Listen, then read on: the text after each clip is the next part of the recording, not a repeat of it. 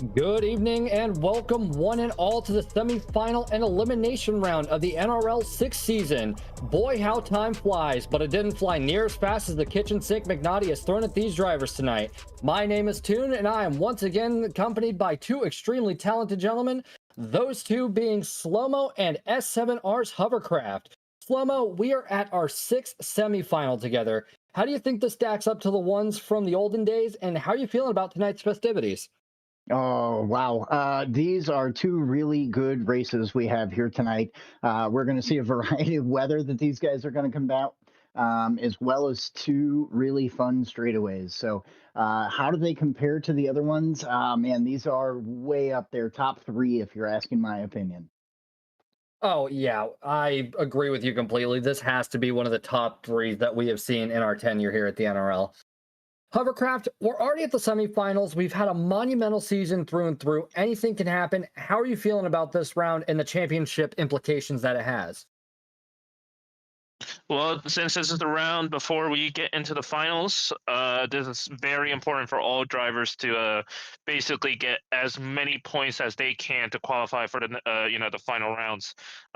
As Slow-Mo said, this is going to be a lot in terms of weather and in terms of slipstream and straightaways. So this is going to be a very long chess night, or basically a game of chess for all the drivers to participate in. It's going to be a lot Oh, about strategy. It's going to be a lot about keeping your car in, and whoever can do that the most has a pretty decent shot at going into the finals. oh yeah, without a shadow of a doubt. There's a bunch of factors that are going to be thrown at these drivers, and they have to drive very meticulously. Now, before we get into the details for tonight, we would like to take this moment and thank our sponsors for this season.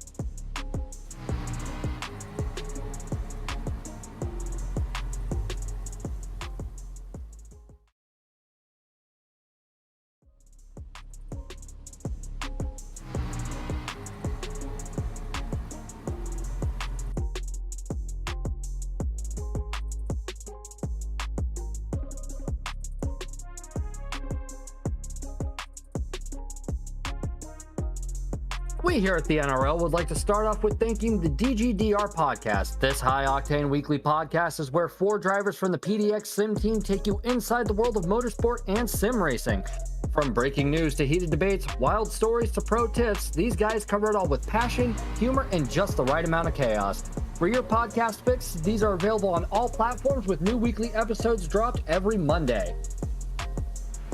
We would also like to thank Hankey's Tavern in charming Old Town Florissant in St. Louis, Missouri. If great food, great drinks, and great company are what you're looking for, then look no further than Hankey's Tavern. If you're in the St. Louis area, then stop on by and watch the NRL broadcast live on their many large screen TVs and let them know that the NRL sent you. We would also like to thank Little J CPA, turning streams and side hustles into smart money moves. Whether you're building a small business, growing a brand, or cashing in on streaming income, will help you track earnings, maximize deductions, and keep more of what you've worked for. You focus on building, we handle the numbers.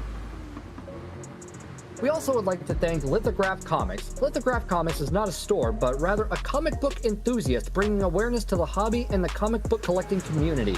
Located on Instagram, you will find Greg, aka Litho, sharing comic book history, stories, and his personal collection spanning a 35-year comic book journey.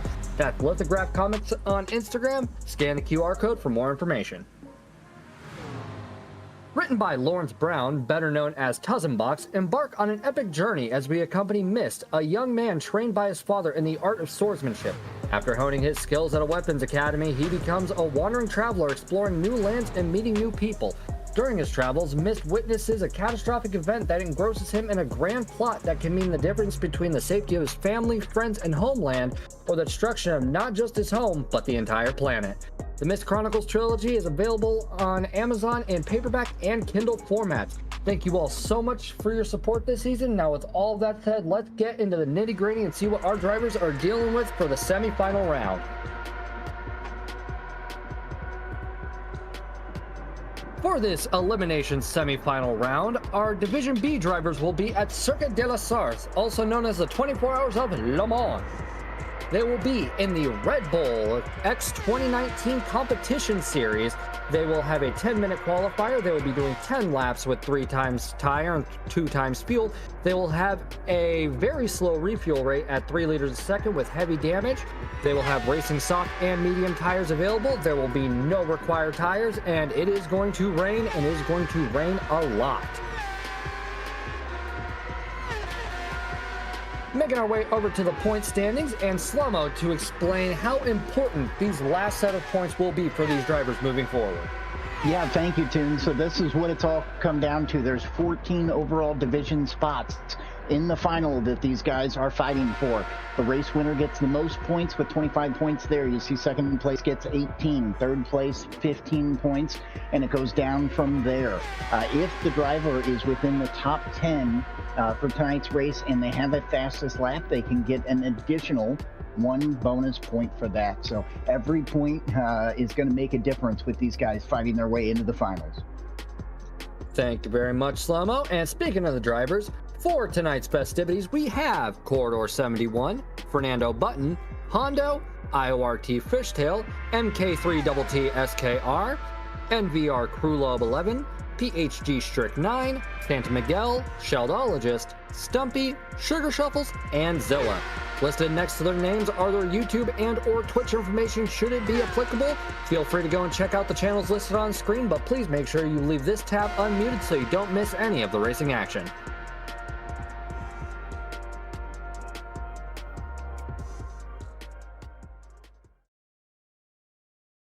I don't get where all the hate for Le Mans comes from. I'm going to throw that out there right now. It is a beautiful circuit. It is a historic circuit. It is just magnificent. It is one of the pinnacles of endurance racing. So I think we are going to be in for an absolutely amazing race. Slow-Mo, you've been, keeping your ear to the floor and everything. And rain is guaranteed. A lot of rain is guaranteed. Do you have any predictions for this Division B race? Wow, predictions, hard to say. I think you're going to see some interesting strategy with the drivers today.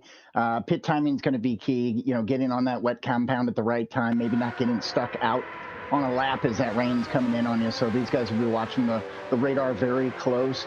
We're going to see a lot of passing on the straight. That would be my prediction for tonight.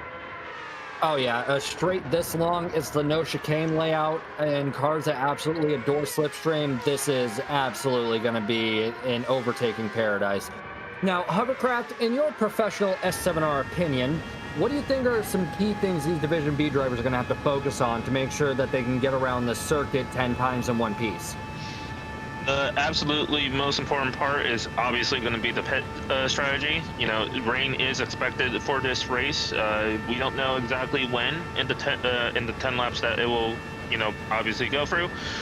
But even if you miss the pit timing by 1 or 2 laps, right, that's 5, 10, maybe even 15 seconds lost, right? Not just in how slow you have to traverse the track on on slick tires, but also as well in terms of, making any possible mistakes and also not being able to utilize the slipstream as effectively, right? You're going to be constantly fighting the car on a wet track going down these straights at over 200 miles per hour.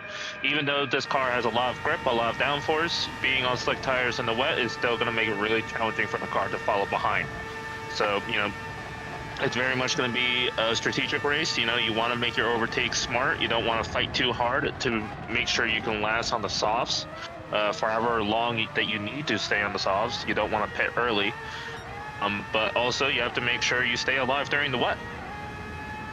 Oh, and speaking of the wet, I hope these drivers have really practiced shifting their brake points back because, I don't fully know because I haven't done a whole lot of wet racing, so maybe you can enlighten me, Hovercraft, but isn't it pretty much the higher your rain meter is, like the exponentially further back you have to push your braking points? So if it's like at the 1 bar on the rainometer and you're on your tires, you push yourself back like 20 meters and then just keep moving up as the rain increases?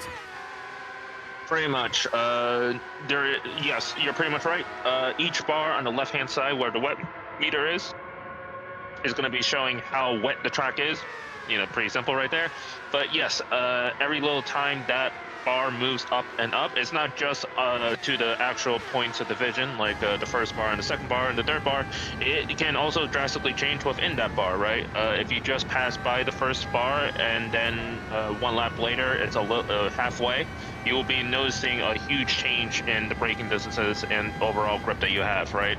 So you constantly have to be on your on your edge, on the edge of your seat to make sure you obviously don't spin out and crash. It's a constant game of adapting to the track conditions and making sure that you are calm enough and safe enough to actually drive through this track, because you not only have to worry about the track, you have to worry about all the drivers around you.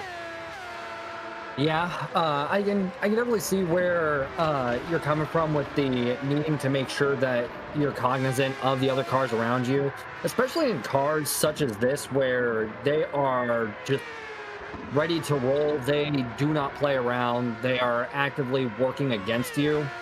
It's going to be a very rigorous challenge for these drivers. Speaking of drivers, we have Stumpy on screen, who is part of Team Johnny's Car Care and Reviews. That's a new team to me. Gained 13 points last round. Total season points are 13. Overall division standing is P12. And that is Division B standings for both Friday and Saturday. You can find him on YouTube over at Stumpy GT. Now, I've seen a lot of cars come down the Mulsanne Straight, and Slow-Mo, you've probably seen the short McNaughty posted recently where he was driving down the Mulsanne, another car took each other out. Poor sportsmanship, honestly. But you noticed that while he was driving, his wheel was actively wobbling like crazy, and it looked like he was fighting to keep control of it. And Slow-Mo, do you think that a lot of the drivers are going to feel some fatigue after doing that for 30 minutes? Oh, absolutely. When you get up to those high speeds, there is a lot of force just to keep that wheel straight. So that is definitely something these guys are up against through tonight's race. This is going to be a taxing race on these guys. Yeah, I think taxing is a little bit of an understatement if you ask me. Now, looking over at the Delta, we've got our drivers going and doing their first hot laps. They don't really get a lot of opportunities to try and make it right in this one because one lap is about 3 minutes, so that outlap already ate about a third of the qualifying time, so you've only really got time to do your outlap and then 2 hot laps. So that's really got to lay the pressure down on these drivers because they have to drive as perfectly as possible lest they wind up with a less than ideal start for this race. And in a race such as this, on a track of this caliber, yeah, I think your starting position will be a huge factor in how this all shakes up. Now, we are taking a look at Sugar Shuffles, a lifelong free agent racing team member. Gained 2 points last round. Total season points are at 20 and sitting overall in P9. You can find him over on YouTube at Sugar Shuffles, streaming his perspective. And Sugar Shuffles is coming into those Ford chicanes pretty exuberantly, but then again, that could also just be because of this car. And oh, he's getting a little squirrely. Oh, good save from Sugar Shuffles. That could have been catastrophic. Coming across the line and still gets P2 for his troubles, a 2:59.741. I wonder what that time would have been if he had kept it pointing in the right direction just a hair longer. Now taking a look over at Santa Miguel, who's currently sitting in P8, yet to set a qualifying lap, coming through to the Ford chicanes, keeping everything pointed in the right direction, and a candy cane livery on a... We still have to get through Halloween, don't we? Yeah, that's a nice sled, though. I mean, it's a layered livery, and I can respect that. Santa Miguel did come across and set in P9. We're going to take a look over at Corridor. And we're only on the 3rd lap, and we're already getting some wear on the tires and in the fuel tank. So, a hovercraft, if you were in this race, would you just run the softs and hope that your fuel tank equals out with it, or would you just hop on the mediums and only pit for fuel, given that the refuel rate is 3 liters a second? For me personally, with that chance of heavy rain coming at any point in the race, you have to take the gamble on the softs, right? Obviously, the softs won't last the entire 10 laps, much less the fuel, admittedly. So you really do have to try your best to preserve your softs and your fuel to however long you can until you get to the rain. And then you can make a decision from there. But ultimately, if you go on the mediums, you may just lose out on so much time, right? And especially when you want to be at the beginning of the race up front as much as you can, having that softs will give you far more grip and far more fighting capabilities to work your way up the grid. After all, this is the final round before the finals, basically. So you need every single chance that you can get to get those last good points in before you have to see if you get in for the final shot. And given the implications and that every little point matters, I think we're going to be seeing another side to these drivers. The NRL does really bring out the best in these world-class caliber drivers, but once you know you're on the cusp and once you finish your race tonight, it's all determined on how the drivers tomorrow perform, whether or not you'll get into the finals. Yeah, these drivers are going to be giving it everything they can, and honestly, I do not envy the pressure that these guys are under. It's Slow-mo, what's the adage? A last chance saloon or something? I think they call it that. Maybe, I'm not sure on that one. Neither am I. I just know you're older than me, so I thought you might have some more knowledge in, and it looks like Ford is sitting on pole right now with a 2:59.384. That is not a time to take lightly, but MK3 Double T comes in and sets a 2:58.607. And we've got just enough time for some of these drivers who cross the line to finish one more lap. Looking like some of these drivers, actually, it's looking like pretty much all of these drivers are going to be able to get through and get one final lap in. So at this rate, hopefully they can set the perfect lap and try and upset the status quo in terms of the timing board right now. As we take a look at Strict 9, ooh, and Hondo went off coming into, oh, what was the name of that? Up towards Dunlop. Now, Strict 9 is currently sitting in P8 and is a little over half a second behind Fishtail. Looks like Fishtail, Hondo, and Fernando have all retired for this qualifying session. So, ooh, actually, now that I think about it, we are in prime position for a lot of these qualifying drivers because they're still relatively bunched up. So that slipstream could benefit them. Maybe they'll cooperate, give each other a little bump draft down this very long Mulsanne straight, and try and shave off a little bit of time. Now, Strict 9 is a part of Team Papa's House of Game.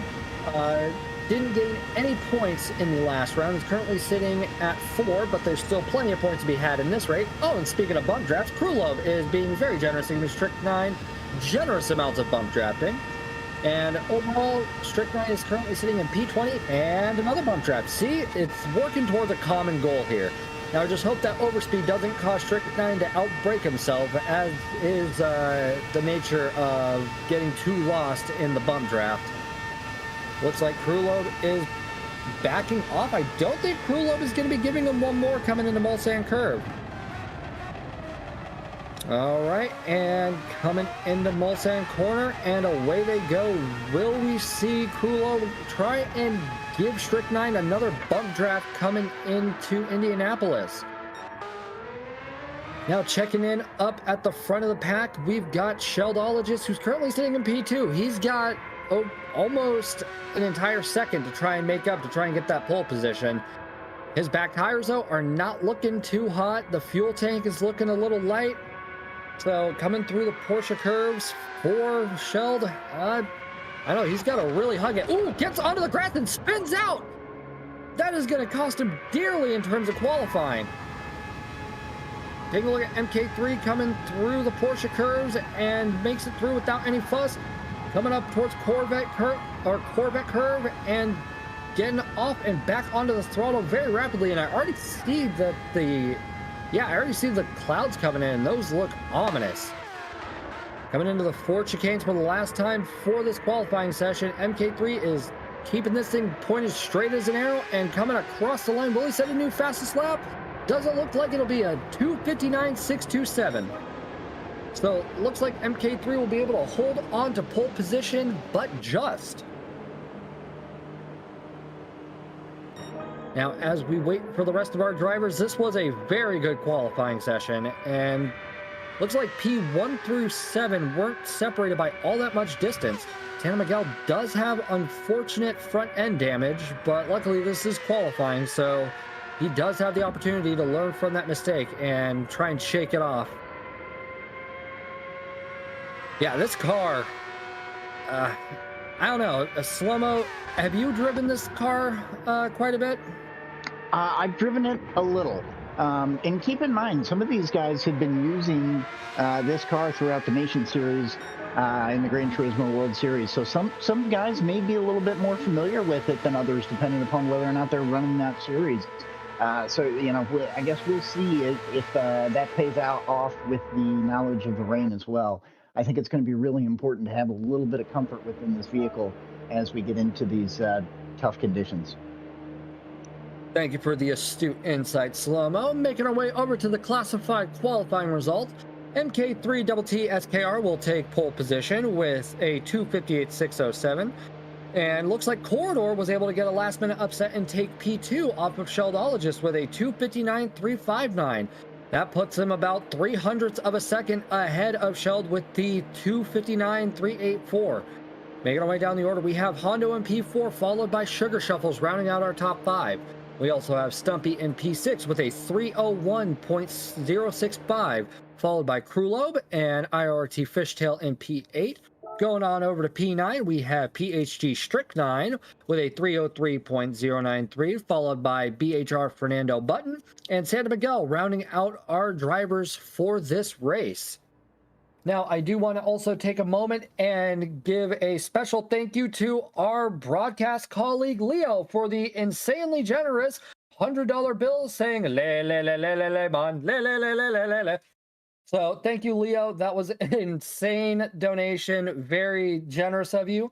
And for those of you, you should know that any donations, be it super chat, super stickers, donation commands, Swiss bank transfers to McNaughty, they all go right here to the NRL prize pool for our drivers, us up here in the production booth, our hardworking stewards, and our very dedicated production staff. Every little bit goes a long way, and if you don't have the ability to contribute monetarily, your viewership is more than enough. We are honored and privileged to have you. Thank you, Leo, once again for the insane donation.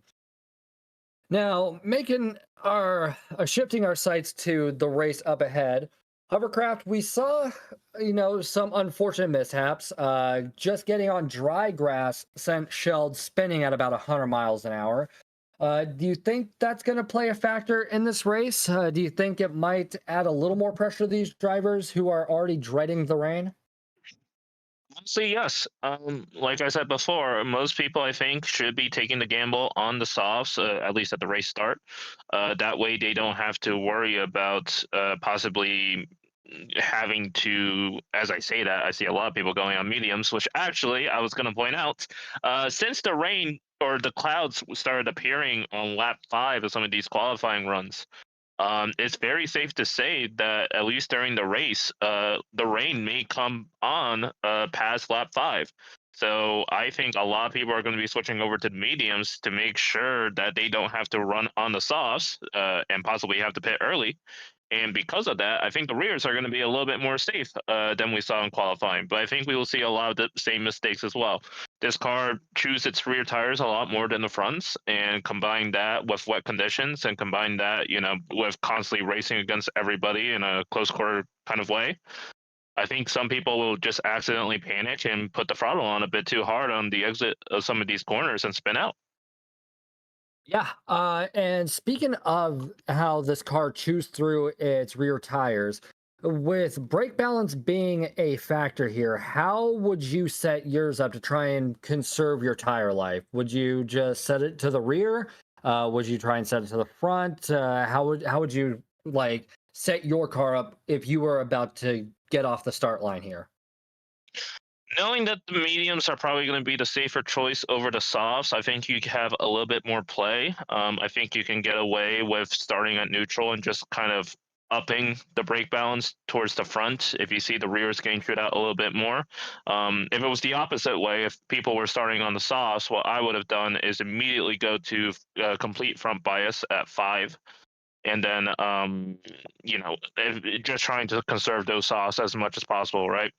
Obviously, that brings in the risk of, improper braking. You go in a little bit too deep, or their tires will lock up. But that, at least on the mediums, I think we'll only see a little bit more brake balance to the front than what you would see on the softs. Expect around 3. Okay, yeah, then yeah, I will trust your professional judgment.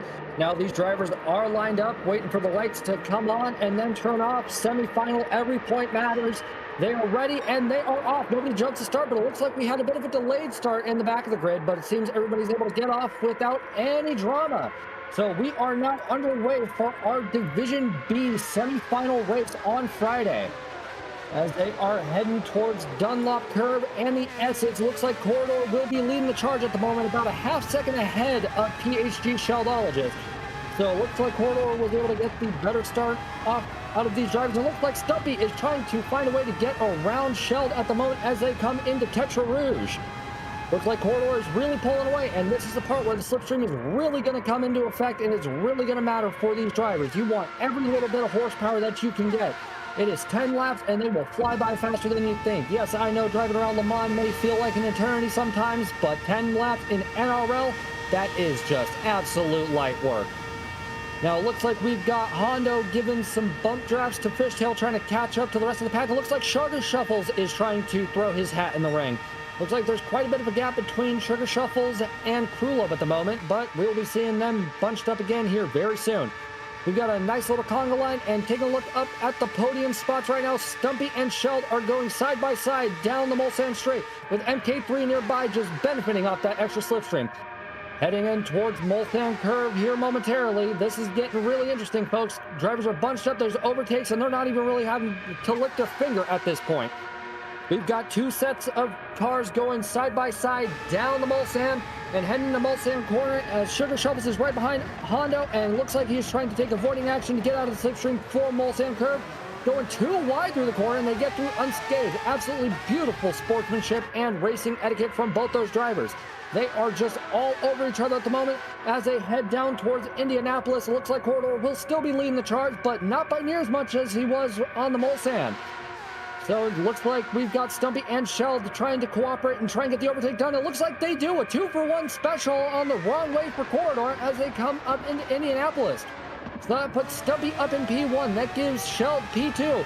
Slow-mo, we are having a great start, and there's already overtaking happening in the first 130 seconds of this race.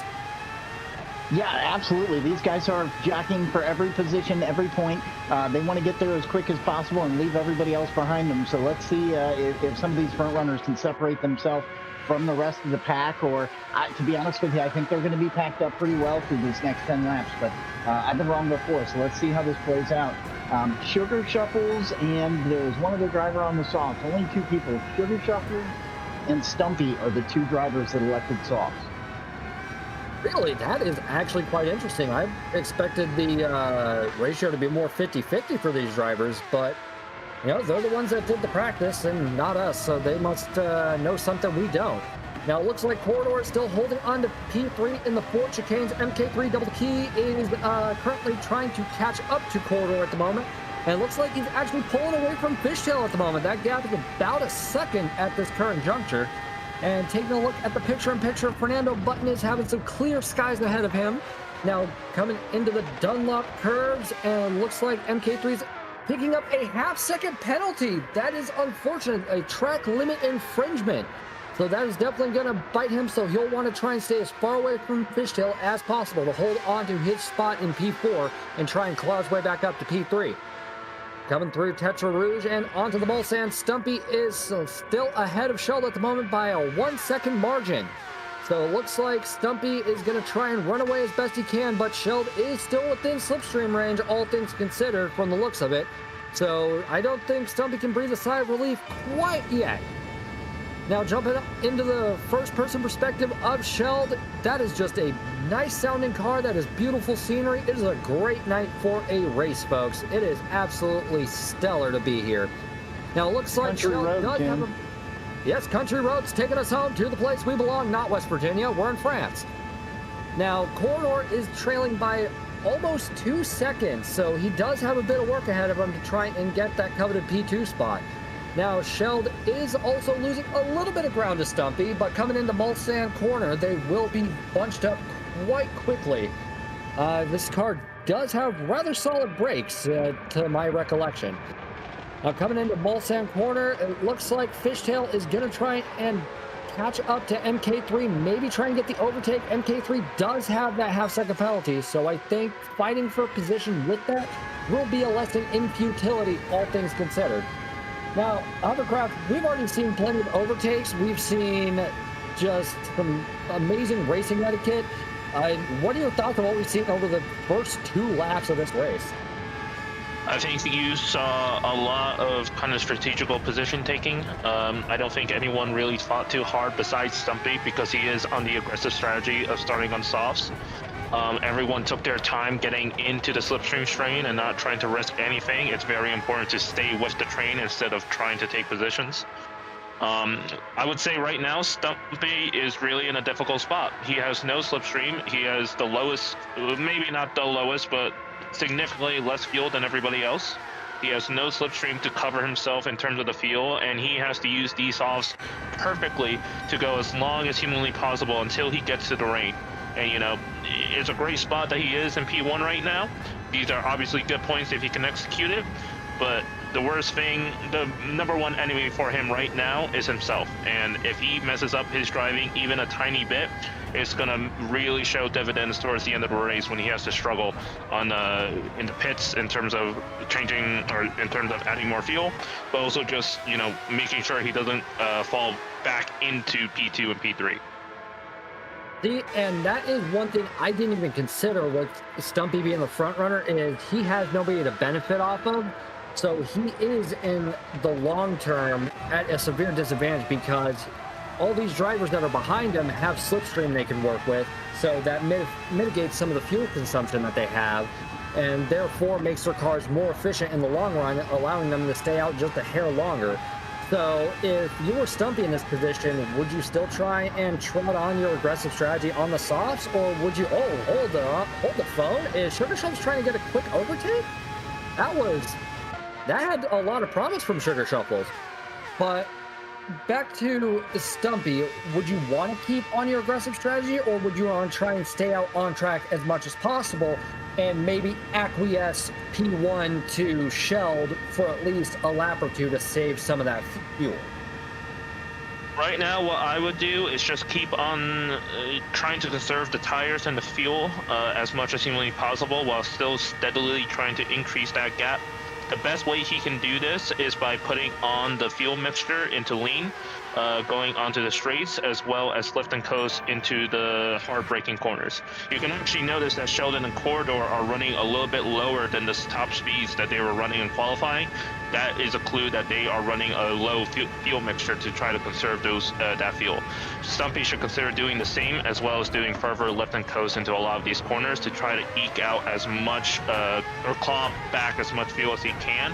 And then besides that, for the tires, ease the braking a little bit more, make sure that his rears don't light up on exits, make sure the acceleration is smooth, and, you know, he would be in a great place. If, as I say that, in 11th, Fernando takes a spin on the corner right after the long straight. I don't know if he was in any sort of accident, but he does take a spin, is now at the back of the pack. Oh, and MK, he has gone wide on the turn right there. We had saw Corridor take over P2. Those two were fighting for it, and then next thing I knew, we saw MKT. I don't know if he missed his break point, but he just ended up going a little bit wide there, so I'm not sure if we'll be able to get a replay for that, but that pushed him back quite a bit in the pack. He is looking at the back of P7 now. That is unfortunate, and it's all unraveling right now. Now, taking a look at Mulsanne Corner. Oh, it looks like Krulov and Fernando had a bit of contact coming out of Mulsanne Corner, and it just caused a pileup right there. That's going to benefit Santa Miguel, but that has got to be crushing to both Fernando and Krulov, as Fernando has quite a bit of damage on him now. Oh, that is going to be a tough order to try and climb back up. Taking a look at MK3 and his spin. Let's see what happened over here. So, leaving Mulsanne, he is all over the back of Corridor. They're almost 3 abreast coming down towards Indianapolis and heading in towards the braking zone. MK3 is right there on Corridor. He's well within slipstream range, and let's see what happens if he comes into the curve. Looks like he just got a little bit late on the brakes, or there was a little too much dirty air, and he took avoiding action and just wound up overshooting it into the dirt. That was definitely a harsh blow, but it could have been a whole lot worse. That will put Corridor in P2 uncontested, and speaking of uncontested, Stumpy is almost 6 seconds ahead of the rest of the field right now. That aggressive strategy is working out great, but it also raises the question of at what point will he also have to focus on short shifting alongside shifting his fuel map to eke out every little bit of speed that he can get out of that car hovercraft. He's gonna have to at least, if he doesn't reel back any amount of fuel, he is gonna have to refuel at the pits. If I am correct, there is a possibility that his other peers could possibly do the entire race without having to refuel at the pit stop, which would save them 3 seconds. The animation for putting in the pipe or putting in the hose into the car is roughly 3 seconds, so that's a 3-second time save if you can avoid a fuel stop. Right, and there's also the fact that there is a 3 liters a second refuel rate, and these drivers won't have to top off per se, but that is still factored into the 3-second animation that is, inserting the nozzle into the fuel tank. That's going to cost quite a bit of precious time. Now, taking a look over at Hondo, who is currently 3/4 of a second behind Strict 9 at the moment. He's in slipstream range. He's definitely setting himself up for some magic. MK3, though, is also clawing his way up the field as we speak, also eyeing down both P6 and P5 ahead of him. Now, looking over at Sheldologist, who is a little bit under half a second behind Corridor. They are in really good position. Strict 9 will be serving a penalty right here for a half-second track limits infringement.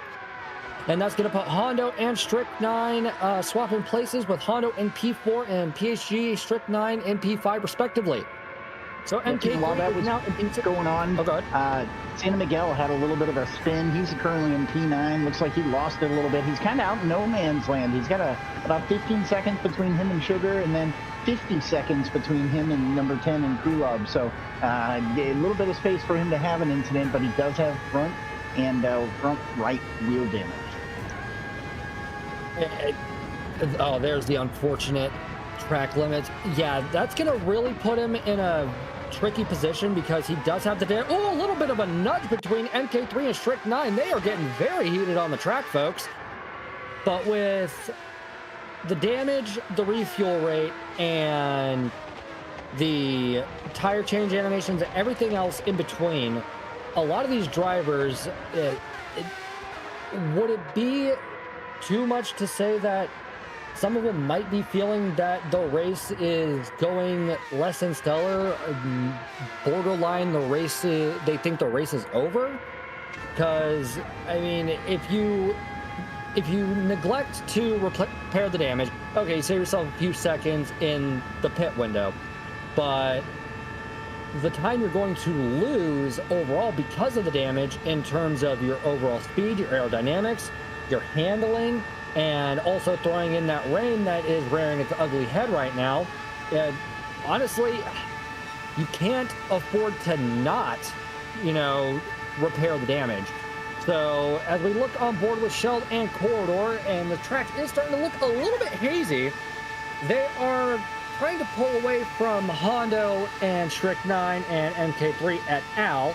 But it looks like Hondo is catching up. That slipstream is paying dividends for a lot of these drivers, and Sheld is just right all over the back of Corridor. I think Sheld may try and send it up the inside to Mulsanne corner, but I'm not sure. It looks like he was eyeballing it, but it doesn't look like he has the overspeed at the moment. So everybody breaking the slipstream and going into the curve. Strict 9 sitting in P5.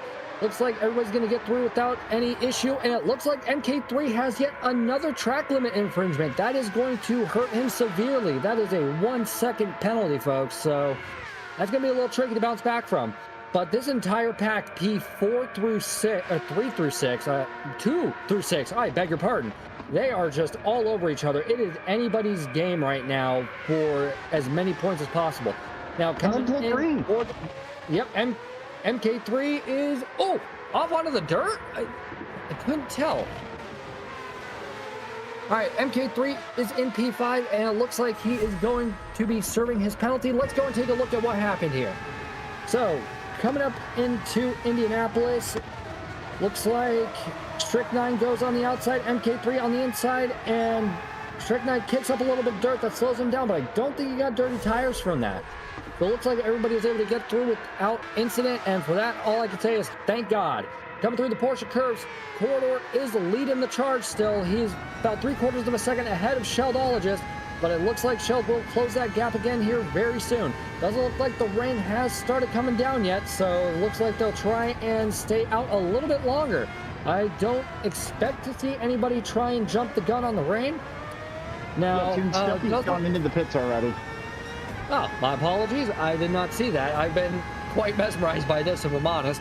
So Stumpy is going into the pits. That could be he's seeing the rain coming in, or his socks just could not take anymore. Now, looks like Strychnine is trying to hold on to the position, goes wide coming into Dunlop curves, and a little bit of congestion coming out of there. So Strychnine will hold on to P3. MK3 Double T is in P4 after falling down to P8 earlier. So he's done a magnificent job clawing his way back up. Let's go and take a gander at what happened coming into the Dunlop curves. So Strychnine winds up, Strychnine winds up going off a little bit.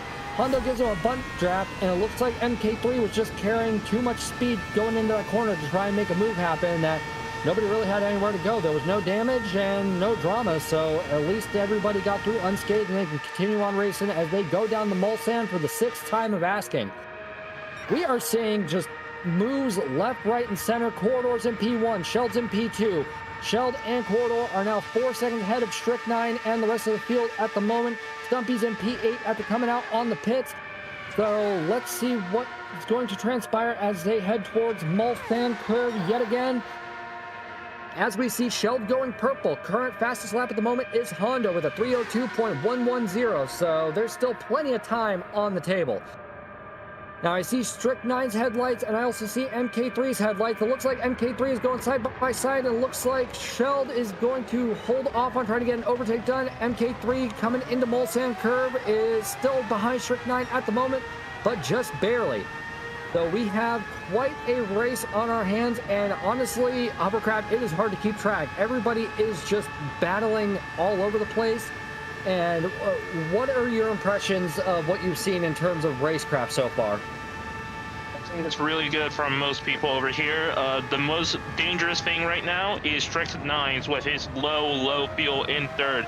It's very possible that he does not, he's not able to reach the pits before he runs out of fuel, which would be detrimental so much for his race. That would drop him towards the rear of the race if he doesn't make it to the pits.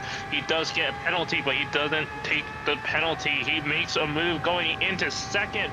He is able to get alongside with Sheldonologist, but he isn't able to commit due to his lack of fuel. Actually, he may have run out of fuel already.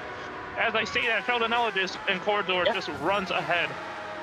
Yep, it looks like Sheld has ran out, or Strychnine has run out of fuel, and he has a half-second penalty, and also the rain is coming down, so when it rains, it pours, both figuratively and literally right now.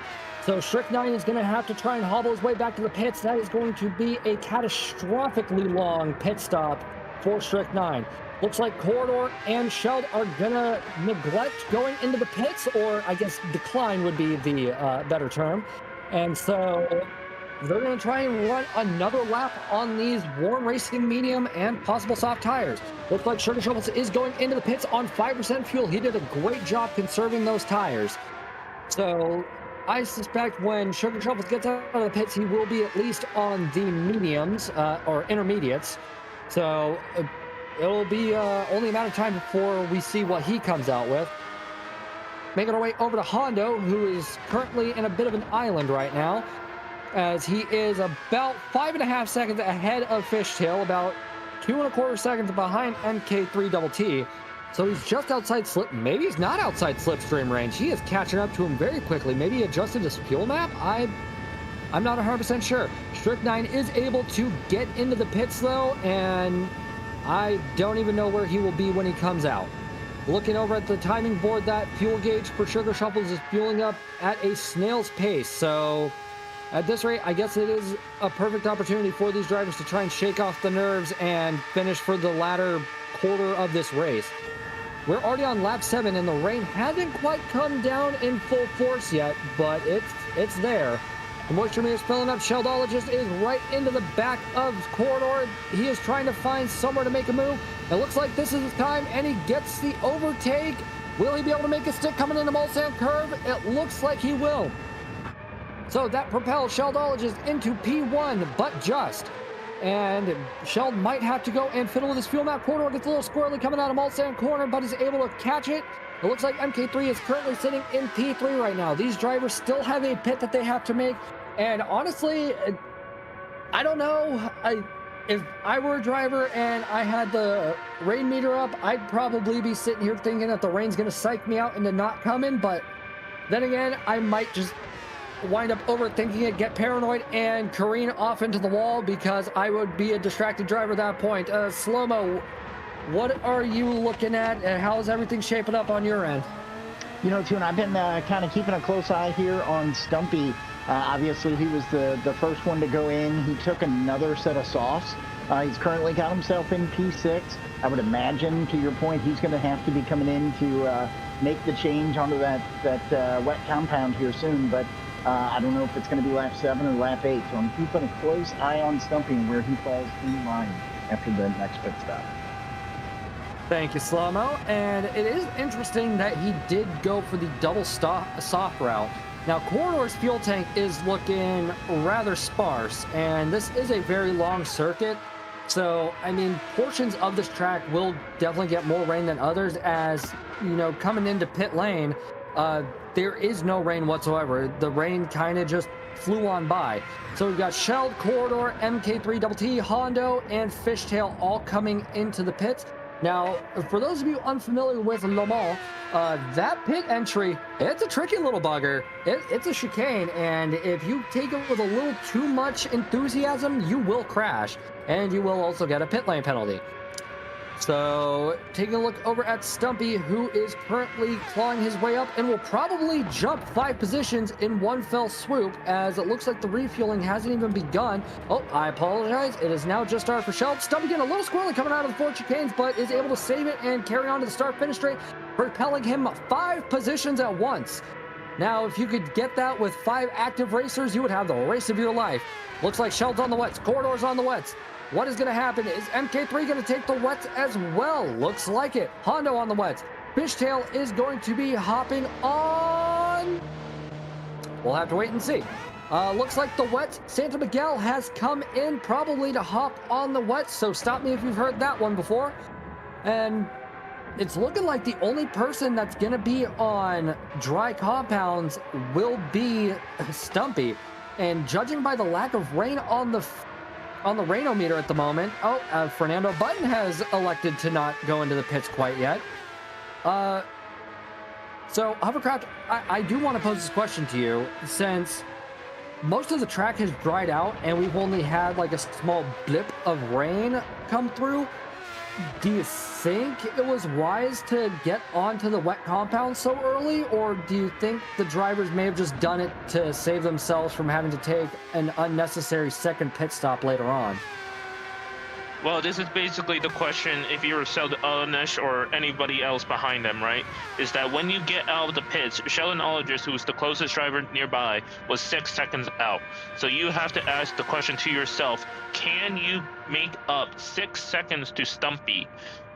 with him being on less fuel as well as a worse set of tires. Now, according to the first stint, where he was also on the softs, but everyone else was on the mediums, he ran away with it pretty convincingly. So honestly, at this point, I think while maybe they don't allow themselves to have a chance of a direct one-on-one with Stumpy, the only realistic chance of them being able to overtake Stumpy is by hoping, as I say that, Honda got onto the dirt at the end of the long Le Mans straight. And as I was saying, yes, the only chance for anyone to really overtake Stumpy at this point is by hoping that the rain will hit the circuit. But at this point, it's anyone's game. It is indeed anyone's game, and it does look like the rain is starting to come back bit by bit on portions of the circuit. Now, by the time the rain fully hits, we are on the antepenultimate lap at the moment. So it's looking like at this current juncture, it is in Stumpy's favor. Oh, never mind. I'm looking at that rain. It is coming down. He has an 11-second lead right now to Sheld, Corridor, MK3TT, and the rest of the field. But will he be able to hold on to any ground he gained as he has to go into the pits at this moment? As I say that, he does go into the pits. So navigating this chicane of a pit entry for Stumpy, he gets in without any fuss or bother. And Sheld is now able to at least breathe a sigh of relief that his wet tires will not be absolutely fried by the end of this race. Coming up into the 4 chicanes, and looks like Sheld is getting through without a hitch. Now, speaking of these wet tires, we did see Hondo outbrake himself into Mulsanne Curve the last lap. So that could also be just trying to adjust the braking points. It could have been dirty air. Oh, what'd you see, Slow-Mo? Hondo in P5 had another really close call, but actually a very nice save as he was kind of nearing the start finish. Lost control of the vehicle a little bit. Let's see if we can get a look at it here. Yeah, you're going to see it here in just a second as he's making this chicane turn. Really nice save from him. He cuts it a little bit much, gets the sausage curve there, and just able to get the car back under control very quickly. So really nicely handled by Hondo there. Oh yeah, that was a magnificent save. Honestly, would not have been able to save that. He does have dirty tires, but he's not going to let that slow him down. Taking a look at... Now, we've got quite the race on our hands. The Great Equalizer has reared its ugly head, but it looks like it's still within intermediate territory. So between this lap and the final lap, we might see the rain meter get full, or we might see some drivers scratching their head thinking, why didn't I just hop on mediums? It's hard to tell. Luckily, we'll have all those questions for our podium finishers after this race has concluded. So we've got Corridor currently sitting 5 seconds behind Sheld. He's almost 2 seconds ahead of MK3TT. So he's holding a very confident P2 at the moment. So it looks like Corridor is just really running his race and trying to focus on keeping this car straight. As we are nearing the top third of the rainometer, the rain is now coming down, coming into Mulsanne Curve. This is going to be where drivers really, have moments where they're feeling their heart stop, like MK3, but he was able to hold on to it and almost four-wheel drifted it around Mulsanne Corner. So MK3 is sitting at about 8 seconds ahead of Stumpy, and looks like he's got about a 2-second gap to try and shave off between himself and Corridor, but with the rain the way it is, the car with as powerful as it is, these wet already worn from, trying to anticipate the rain, it's really looking like these factors are just trying to pile up against our drivers. But luckily, we do have world-class caliber drivers here in the NRL, so they are not going to let that break their stride or slow them down. Oh no, they're going to keep on moving. There we go. We got another song reference out of tune for that one. So Sheld is currently 5 1/4 seconds ahead of Corridor. And coming into the Porsche curves, let's see how he takes this. Looks like he's taking it rather delicately, and it looks like he also short-shifted up into 6th, probably to get some extra traction, which was very smart thinking from Sheld. Getting a little squirrely coming into Corvette curves, but he's able to hold on to it just. Running a little wide, but not wide enough to get a track limits infringement. That gap is starting to teeter into the sub 4 seconds between himself and Corridor. As long as Sheld is able to hold onto his line, keep his car pointed where it needs to be, I don't think he'll really have to worry about position, at least for a good majority of this next lap. Now, Corridor is coming across the 4 chicanes and also took a different line than we saw from Sheld. Corridor just took it on the normal racing line. As they start the final lap, it looks like MK3 is closing that gap to Corridor pretty quickly.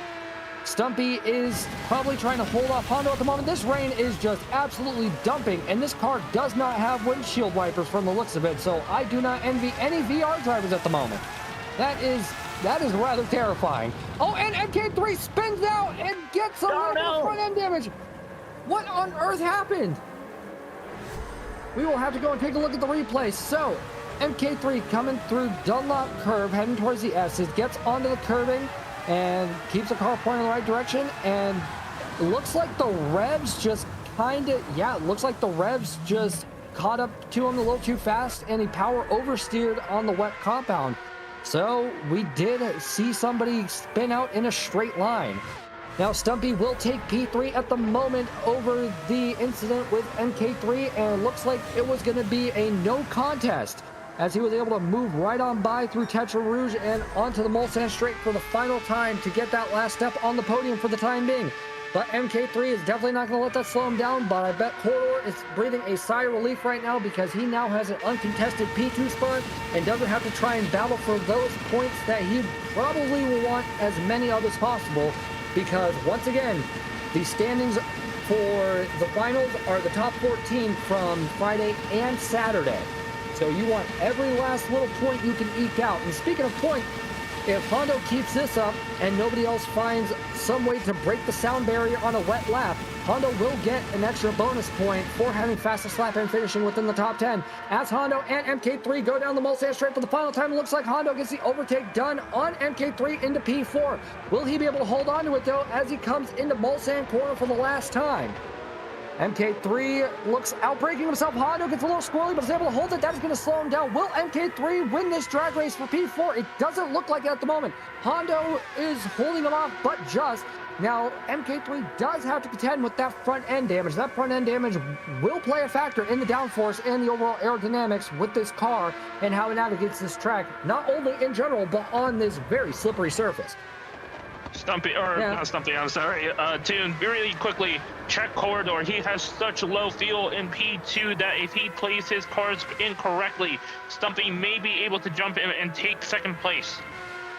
Oh my goodness, you are right. His fuel tank's almost empty, and I don't see him short shifting whatsoever. So it looks like he might be rolling the dice to try and just hold on to this position. As long as he can hold off until the 4 chicanes, he should be fine. That has got to be a very high-tense situation for Corridor at the moment, because if he loses that position to Stumpy, then he's going to have Hondo and MK3 right behind. Jumping on board with Sheld, whose fuel tank is looking a little light, but he is right there at the finish line, proverbially, almost literally.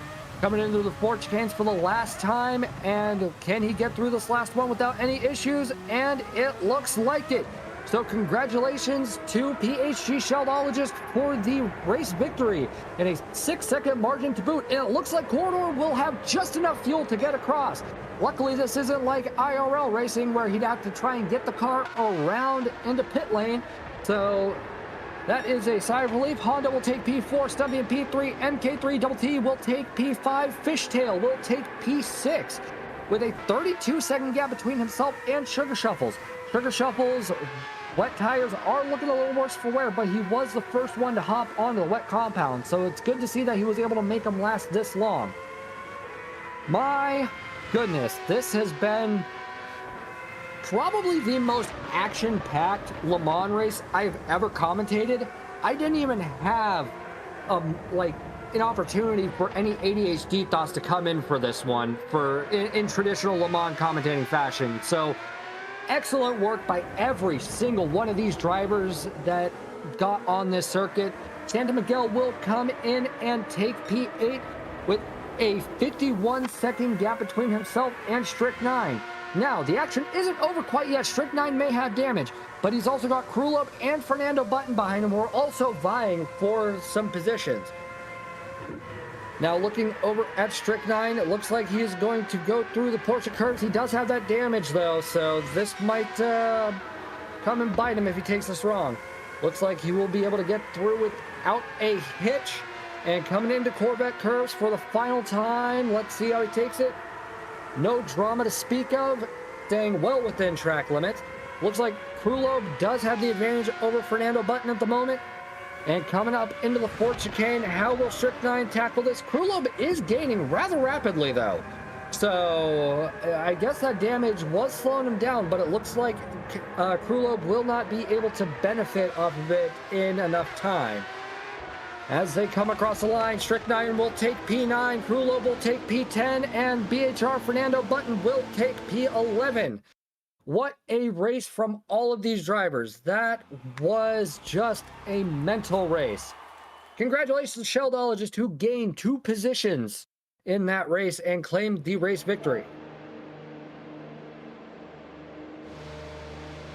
Now, to go and get a full picture of the race, looking at the provisional classified results, we have PhD Sheldologist taking the race victory with a overall race time of 32 minutes, 11 seconds, .263. He had a slightly over 6.5 second lead over Corridor, who fought valiantly for positions, mind you. And looks like we have Stumpy rounding out our podium finishers for this evening in P3, finishing about 3 seconds ahead of Hondo. The latter of whom did get the fastest lap point for finishing within the top 10 and having the fastest lap at a 302.110. Rounding out our top 5 will be MK3 Double T SKR, who had quite a bit of bad luck this race, but was able to shake off a vast majority of it, mind you, and fight and secure a dominant P5. Taking P6 will be IORT Fishtail, followed by Sugar Shuffles. We'll have Santa Miguel in P8, who was able to hold on even with a 1 second penalty, with P9 going to PHG Strychnine, with NVR Krulov 11 rounding out our top 10, and BHR Fernando Button rounding out our drivers for this Division B semifinal race. Honestly, Slow-Mo, starting with you, do you have any key takeaways from this race? Yeah, we knew pit timing was going to be very important. Stumpy really, played that very well to be able to go soft, and then also take the wet compound, and keep himself in contention. A really well executed plan. And I always love it when we see a couple different strategies that came together. So, Stumpy was right there with those medium runners come the end there. So really well executed strategy there. Oh yeah, very well executed. Hovercraft, do you have any key takeaways from that race? Sheldon and Corridor did absolutely everything that they needed to do to keep their heads in the game and basically do an uncontested 1 and 2. Right? They were P2, P3 pretty quickly into the race, and they just stayed there. They just kept their throttle in. They kept their car straight. They did everything and executed a wonderful P1 and P2. And of course, Stumpy did an amazing job with his 2-stop strategy. Started in 6, was able to execute it and get into 3rd. These are all great strategies and all great performances, and hopefully we see most of them in the final race for Division B. Yeah, it was an absolute masterclass, and it's amazing that these drivers didn't let any of that pressure get to them. Now, before we go and pick their brains on what they were feeling and everything, I want to take a moment to give a special thank you to PDX Mixmaster for the $50 Canadian donation. Race winner bonus, good luck drivers. So thank you very much for the charitable donation, Mixmaster. Very, very much appreciated. It goes a very long way. Now let's move and get, oh, we have another, oh, I'm getting word from production that there was a $2 donation as well. Where are you, you sneaky little fella? Ah, from Jason Duncan 3194, $2. Thank you, announcers. Thank you for the generous donation, Jason. We are happy to bring you some high quality racing and high quality entertainment throughout this NRL 6th season. All right, did I miss anybody else? Just want to make sure, cross my I's, dot my T's. Oh, looks like there was a $5 donation from DeCrawler as well. So sorry I missed you. Let's go racers, bring the heat. I sure hope they lived up to your expectations, DeCrawler. That was an amazing race that we just saw, and we still have a Division A race after this, so hope you're ready for that.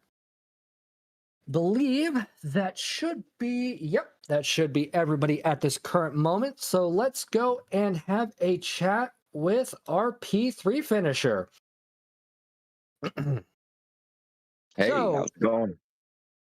doing pretty well. Stumpy, you had quite the race. How are you feeling after all of that? Oh man, it feels good, dude, because this whole season I have been struggling to find people to practice with. So coming away with my first podium actually feels really good.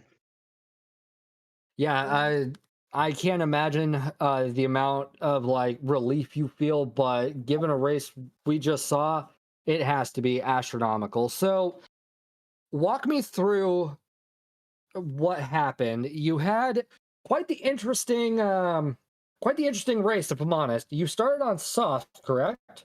Yeah, I did a two stop, soft, wet, and I just got out there and somehow I got in front and just went as fast as I could at that point.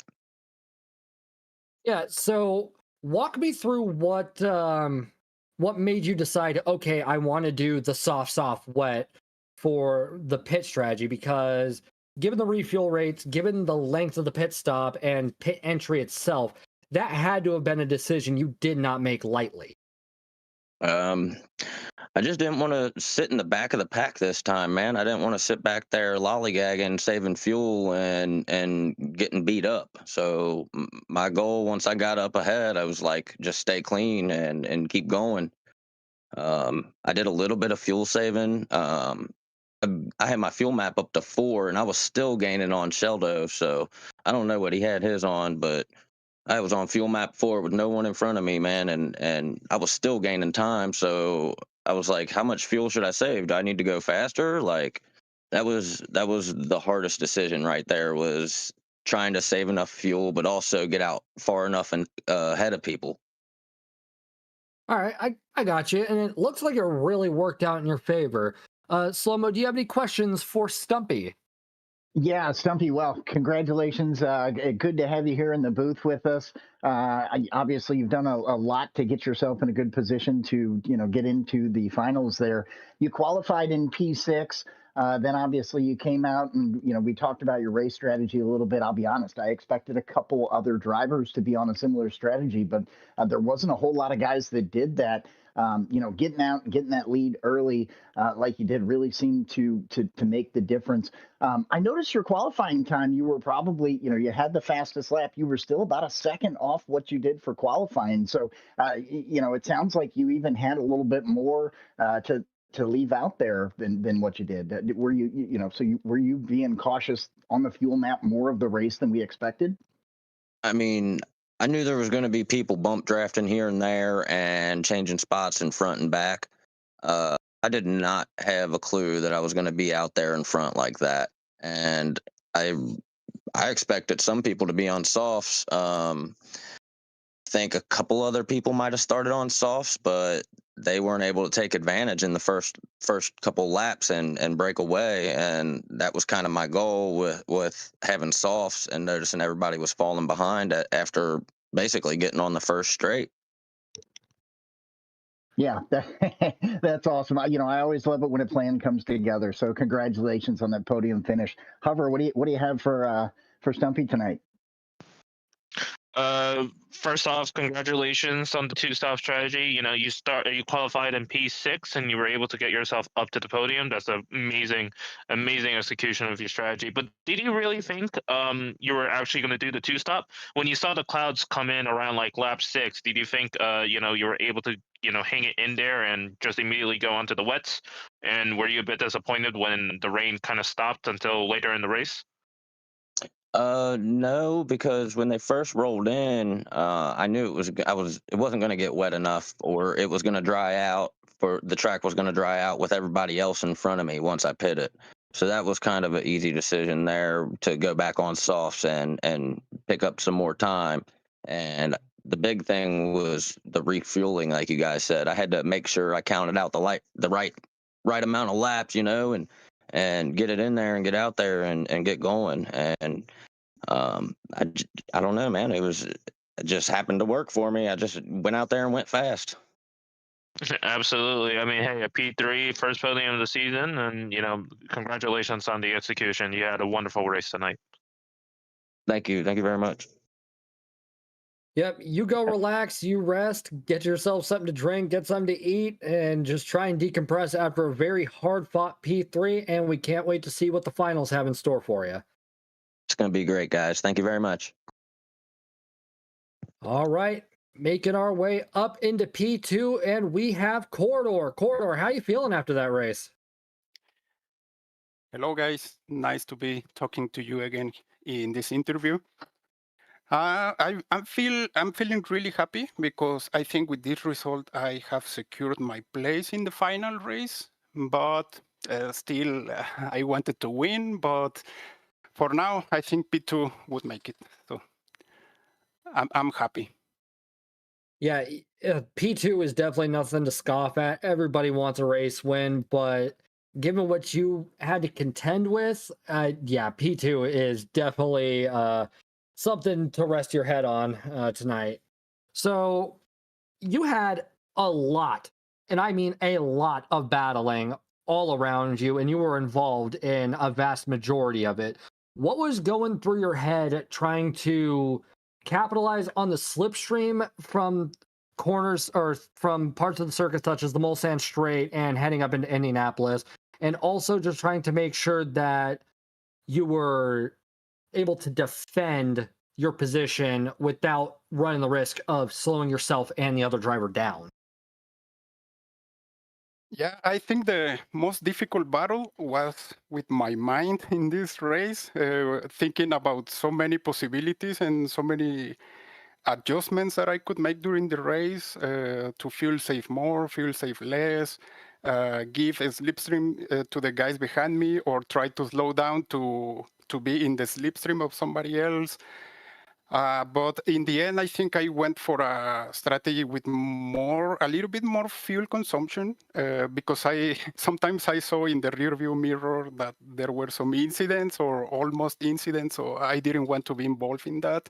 So I say, okay, if I can be in front of the pack, I'd rather be in front. So in the end, I had to refuel more during the pit stop, and maybe that caused me to lose the slipstream to Sheldologist. But anyway, I think it was good, and I managed to stay out of trouble, and that was the primary goal for this race. Yeah, and it paid off in dividends. Now, before I kick it over to Slow-Mo, I got to ask, what's your watch saying your heart rate was at? Today, 138. All right, not as bad, Yeah, not as bad. Over to not you, as bad. Slow-Mo. Yeah. Yeah, nice, calm and cool and collected. Well done, Corridor. Congratulations on that P2. I know we talked a little bit before the race, and you were, it seemed like you were kind of hemming and hawing between the soft and the medium strategy. Obviously, that medium strategy played out very well for you. Another thing that you had mentioned was, some of the chaos that you expected in the early parts of the race. Were you surprised that maybe we didn't see quite as much of the chaos as you expected today? Actually, I don't know what happened. I just focused on be as fast as possible, and I went to P1 very early in the race. Uh, um, I guess there were not many incidents, but yeah, I just wanted to be in front and try to avoid the possible chaos with this car, which is tricky. But yeah, as you mentioned, we talked about the strategies, and when I saw the rain pattern, I regretted not be in the two soft stints strategy, and I tried to adjust to make 8 laps in the mediums instead of 7, but I didn't have enough fuel. So out of the 3 possible strategies that I had in my mind for this specific rain pattern, I think I went for the worst. But I couldn't do anything once I saw the rain coming. Yeah, well done. I think the fuel refill rate, as well as the way this car can really rip through it, was something that maybe us in the booth didn't have a great handle on until we started seeing it really play into some of the drivers. To your point, there really wasn't as much chaos as I expected to see early. So congratulations on that podium. second place finish, and hopefully should secure yourself. Unfortunately, now you got to sit back and watch what the guys on Saturday do. But Hover, what do you have for Corridor tonight? Yeah, thank you. First off, congratulations, Corridor. ¿Usted habla español? Yo hablo español.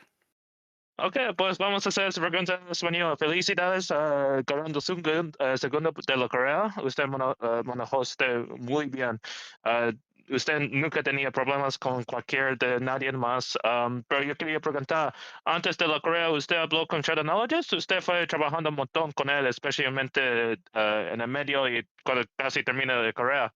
¿Usted habló con él antes diciendo que ustedes querían trabajar con cada uno o qué pasó ahí? No, no hubo trabajo de equipo para nada. Tuvimos algunas carreras de práctica juntos y más o menos sabíamos cómo acoplarnos, pero para nada fue algo que nosotros planeamos antes de la carrera.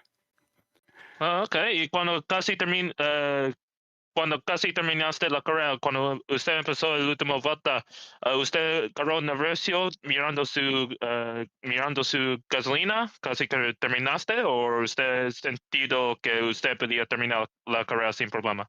No, estuve muy asustado durante durante la última vuelta, la 10ª vuelta, porque no tenía gasolina suficiente. Sí, Y casi Stumpy llegaste como 3 segundos antes que terminaste el último vuelta, pero en cualquier así es. manera usted manejaste muy bien, una carrera excelente y felicidades ganando segundo y espero que yo mirarte en el final. Muchas gracias y muy buen español. No lo esperaba, estoy muy sorprendido. Gracias. Ok, te buena noche. Buenas noches. All right. Yeah, I got nothing. That was fantastic. Hovercraft, thank you for that. That was amazing. Well, I Let's try my go. best to.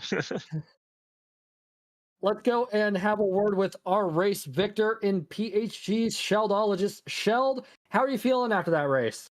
I'm calm, cool, and collected now that I've had 15 minutes to calm down and got to get some Spanish lessons, apparently. Yeah, that was just chef's kiss. Not even gonna lie to you. So, walk us through your perspective on this race because there was just so much going on that it was hard to keep track of everything. So, walk us through the race on your end. Well, qualifying, it didn't come around the way I expected it. I was out by myself the entire time. Had no slipstream from anybody. I thought Corridor and I could have probably worked together, but he had other plans for that. Good job, good job. Then coming down to the race start wasn't great, but got into a little contact with MK there, which I've already apologized for, and luckily it didn't cause him any lost time, and he was able to stay with the group and got back past me at the end of the Mulsanne straight there. Just tried to fuel save, tried to stay in the slipstream of whoever I could. My plan was always to make that move at the end of lap 7 to get into the lead because I wanted to be into the pits first. I wanted to have as much fuel as I can. Apparently, I was 4% higher than everybody else. Which obviously 4%, 4 liters is quite a big difference when you're fueling at 3 liters a second. So just kept it calm and cool. Corridor drove an amazing race to fuel save as well. It's hard to be out in the lead, and I didn't want to be pushing him too much. I didn't want to be having that risk of causing damage to either him or myself. So yeah, I tried to keep that at a minimum. And then once the rain hit, I was out a few seconds coming out of the pit with, if he wasn't going to be in my slipstream, I was pretty confident I was going to bring it home. And luckily I had that little bit of a scare coming into Arnage, I guess at the end of the Mulsanne straight, and then into Arnage there in the first wet lap, but kept it under control in the second wet lap and just brought her home.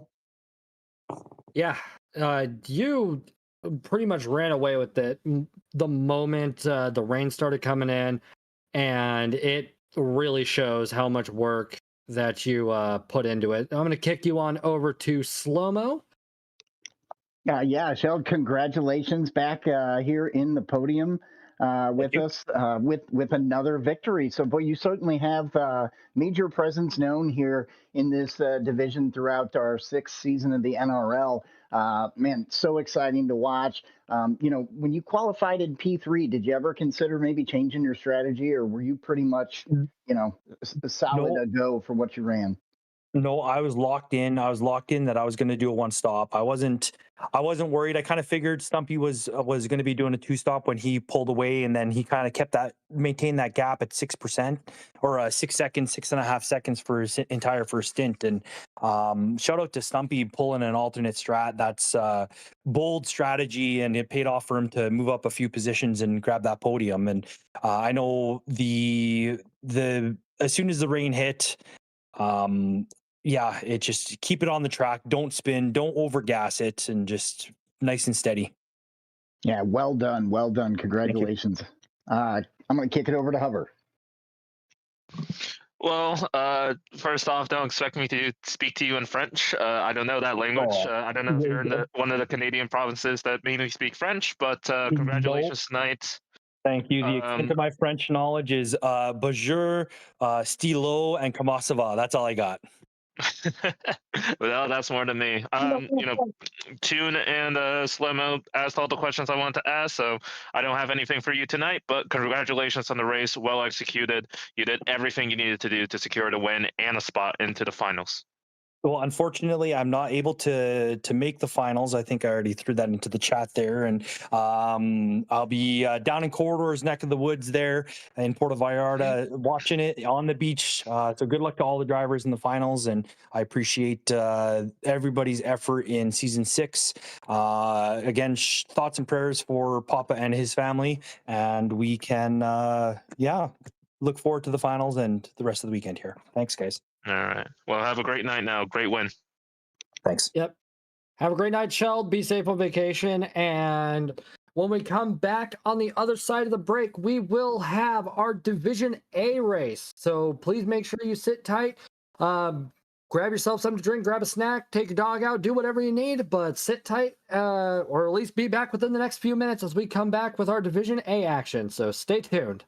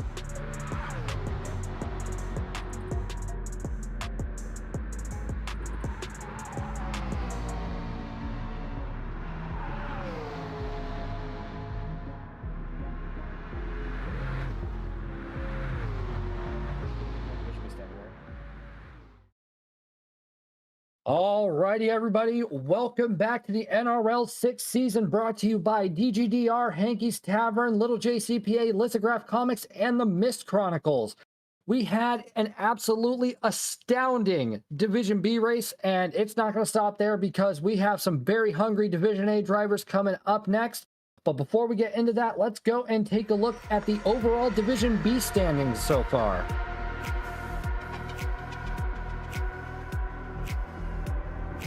Now, bear in mind, this is Division B across both Friday and Saturday. So for those of you on the Saturday side, don't feel discouraged. You still have racing to go. For those of you on the Friday side, you might want to be sitting there and saying a prayer to whomever you believe in, because it's about to get very interesting come tomorrow. So leading the charge on Division B overall is Sheldologist with 68 points.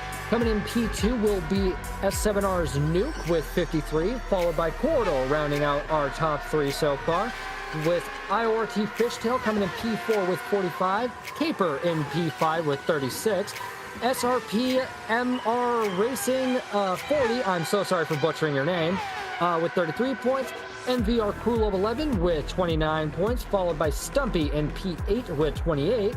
We have Sugar Shuffles in P9 with 26. Hondo rounding out our top 10 so far with 25 points. Digital Relay is sitting comfortably in 11 with 23 points. MK3 Double T SKR with 21. Fly's Pangolin is sitting at a healthy 20 points, with Santa Miguel sitting in at 16 points. Making our way over down the order, we have PHG Arrow with 14, followed by Root with 13, VIP Ace GT in P17 with 12, a tie for P18 between BHR's Johnny Boy and PHG Strict 9. We have Island Grown 777 with 5 points, Angry Fredbird with 3 points in P21. We also have Racer DM with 3 points, Fernando Button in P23 with 1 point, in a tie with Zilla with 1 point. And we have Old Man Pip and RTS Bandit both sitting currently at nil points in P25 for that tie. But we won't be able to see what happens with Division B until tomorrow's festivities, so let's focus on the here and now, and let's go and take a look at our Division A race for this semi-final elimination round. So, for our Division A race, our drivers are at Tokyo Expressway in the McLaren VGT Group 1 car for 19 laps. They will have to contend with 4 times tire, 4 times fuel consumption. They will have all racing tires available with none required. It will be a grid start with false start check, and it is going to be cloudy and then rainy. They will have a 10-minute qualifier, and this is for all the marbles to get into the finals, so they cannot leave anything on the table tonight. Making our way over to the points spread, once again we will kick you over to Slow-Mo for the final time this evening to explain how this shakes up and how pivotal these points are. Yeah, thank you so much, Toon. As you know, anything can and will happen in the NRL. So the finals slots are not decided yet. These guys are going to do everything they can to get as many points as they can to get themselves a good position for the finals. So our race winner gets 25, second place gets 18, third place 15, and you see it goes down the line from there. If the driver is in the top 10 and has a fastest lap, that will give them 1 additional bonus point. 14 overall division drivers are going to make it into the finals, so 14 positions available. Thank you very much, Slow-Mo. Now making our way over to the driver lineup for this evening. We have Alicos 1, Bells 1S, Chief Apollo 11, The Truth Serum, Flux Flare, IORT Azriel, Jorge Sr., Moose 21, Negative Waves, PHG Shagadoo 88, S7R's Wid, Talon, Twitch, Hako1337, and VIP Player. Once again, listed next to their names are their YouTube and or Twitch information should it be applicable. Feel free to go and check out any of the channels listed above, see if they're streaming their perspective, but make sure you leave this tab unmuted so you do not miss any of the racing action.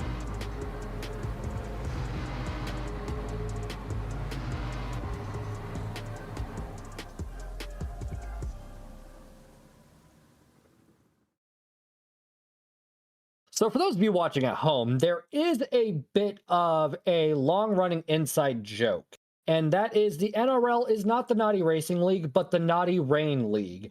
And the races we've seen tonight kind of give a little bit of credence to that, but they're always better off for having gone through these gauntlets of rain. So, Slow-Mo, you and I are no strangers to commentating rain races. We're no strangers to Tokyo Expressway. We are no strangers to our Division A drivers. What are you foretelling in that magical crystal ball of yours of what we're going to see? This one's going to be very similar to the last one. You are going to see a lot of people making passes on the straights. I think the keys keep your car out of the wall. Try and avoid those scrapes to slow you down at any point possible. These guys are going to be pushing very, very hard. Expect a lot of jockeying for positions on that straightaway tonight. And speaking of jockeying for positions, I want to kick this question over to you, Hovercraft. So we've got drivers the likes of Witt and Jorge Sr., who are notorious for always having great battles. Now, on Tokyo Expressway, in a Group 1 car, a VGT car no less, with impending monsoon-level rain as they are about to start qualifying, what do you think are going to be some keys to success for these drivers to get around this track efficiently and without any drama?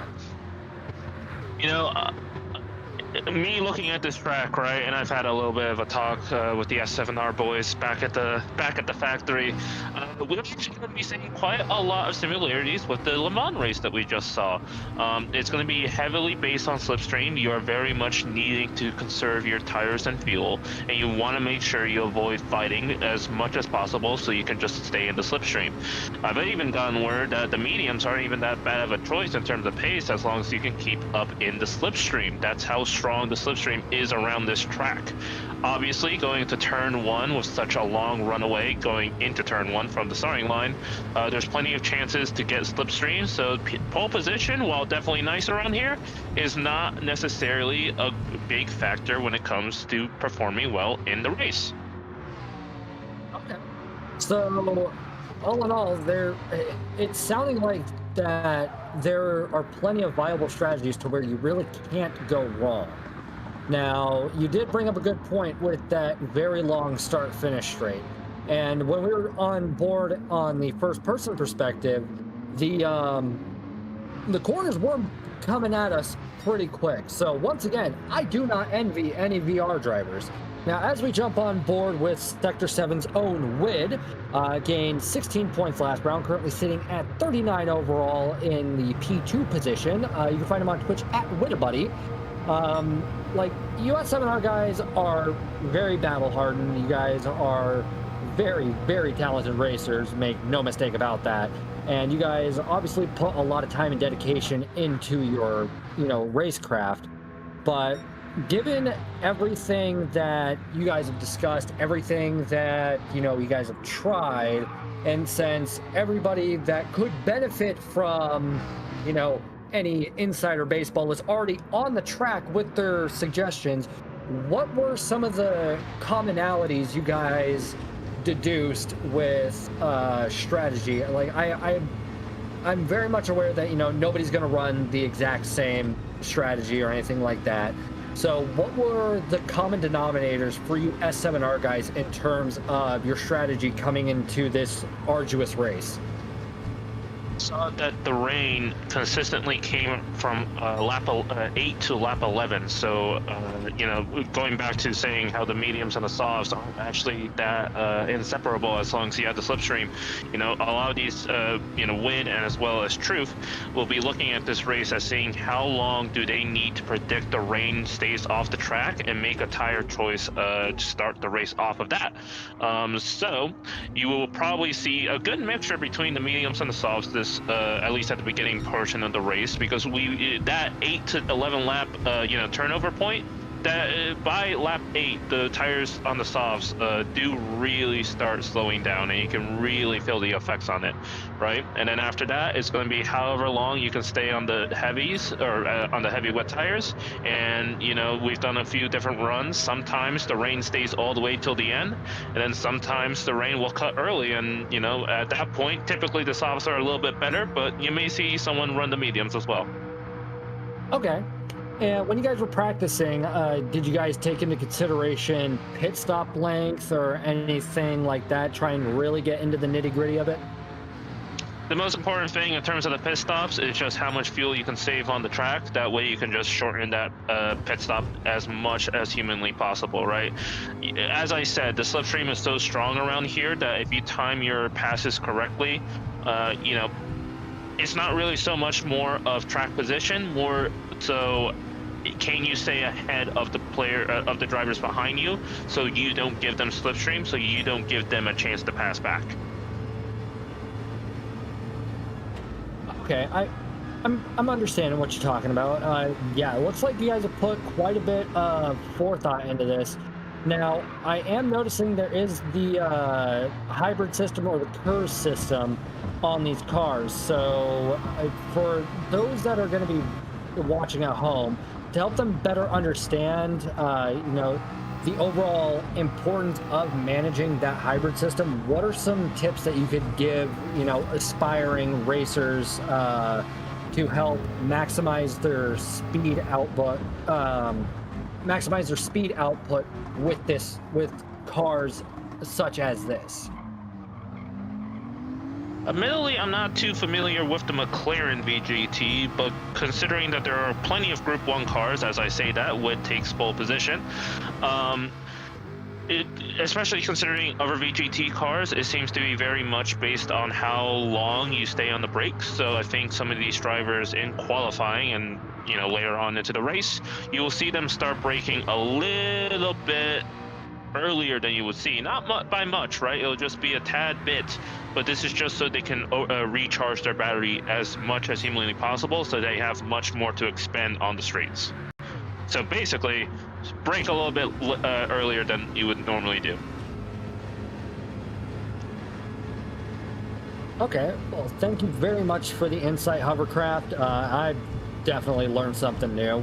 And as we are approaching the last under 4 minutes of this qualifying session, Wid is currently sitting on pole position with a 142.479, and his apparent lifelong rival in Jorge Sr. is not that far behind him either. Aleco's currently sitting in P2 as we are on board with S7R's The True Serum. And as he is coming around the double apexed hairpin, that is going to be a tricky little bugger once the rain starts coming down. He is just navigating this, and I can't wait to see how all of these theories come into practice once we get the race proper underway. Looks like Alicos went for a dip in the pits really quick. So we're going to be seeing quite a bit of interesting happenings. And once the rain comes down, I think the tunnel right there for the start-finish straight might be one of the only spots these drivers can really breathe a sigh of relief for a moment. Rain and Tokyo Expressway are a very, dare I say, deadly combination. Now, as we see Alicos, who is currently about half a second behind Wid at the moment and 0.3 of a second behind Jorge, he's only got about a 1/4 of a second of a gap between himself and a True Serum. If Truth can land it, we might see an S7R 1-2 for the starting lineup. But it's really shaping up to be quite the close race. P6, not even a second behind Wid. So Talon is only a few hundreds behind, so really, all of these drivers seem to be within a second of one another, and if that's anything to go off of, well, this race is going to be action-packed, and I think we're all going to need heart rate monitors to just keep up with all this. Now, jumping on board with PSG Bells, who's currently sitting in P9 overall or P8, I beg your pardon, in overall qualifying. 1/10 on the dot behind Talon, and it looks like he's right behind Flux Flare at the moment. So if Bells can capitalize on this slipstream from Flux Flare, this will definitely benefit him. Now, it looks like he is heading up towards the sweeping right-hander, and it is very easy to understeer into the wall in this one. And in most daily races, you all know, understeering into the wall here equals, a wall pen.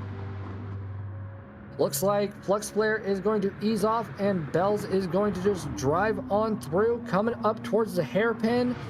Taking a nice line, bringing it out and getting onto the curbing. Not a bad line whatsoever. Ooh, and getting a little squirrely and almost dinging the wall, but just narrowly avoiding disaster there.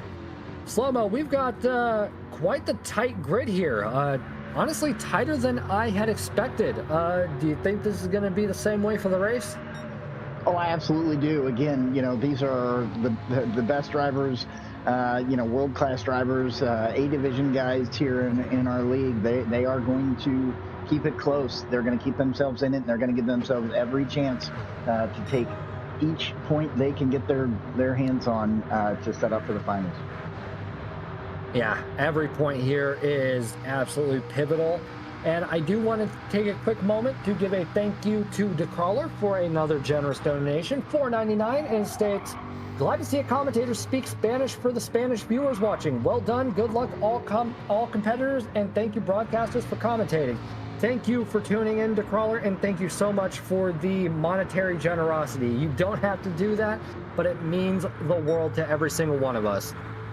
Now, taking a look over at Jorge Sr., he is a quarter of a second behind Wid. It is do or die time for Jorge. He's got about a quarter of a battery right now in that hybrid system.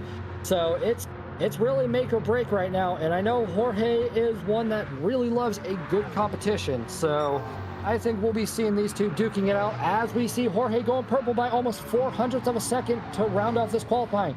Ooh, getting a little squirrely from the looks of it. Heard those tires squealing a bit.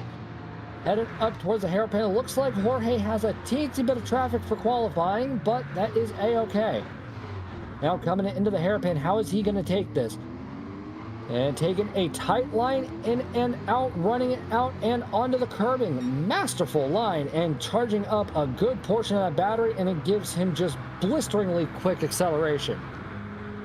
So as we see Jorge coming down the start-finish straight for the last time this qualifying session, what will it be? Will he set a new fastest lap? Will he get pole position?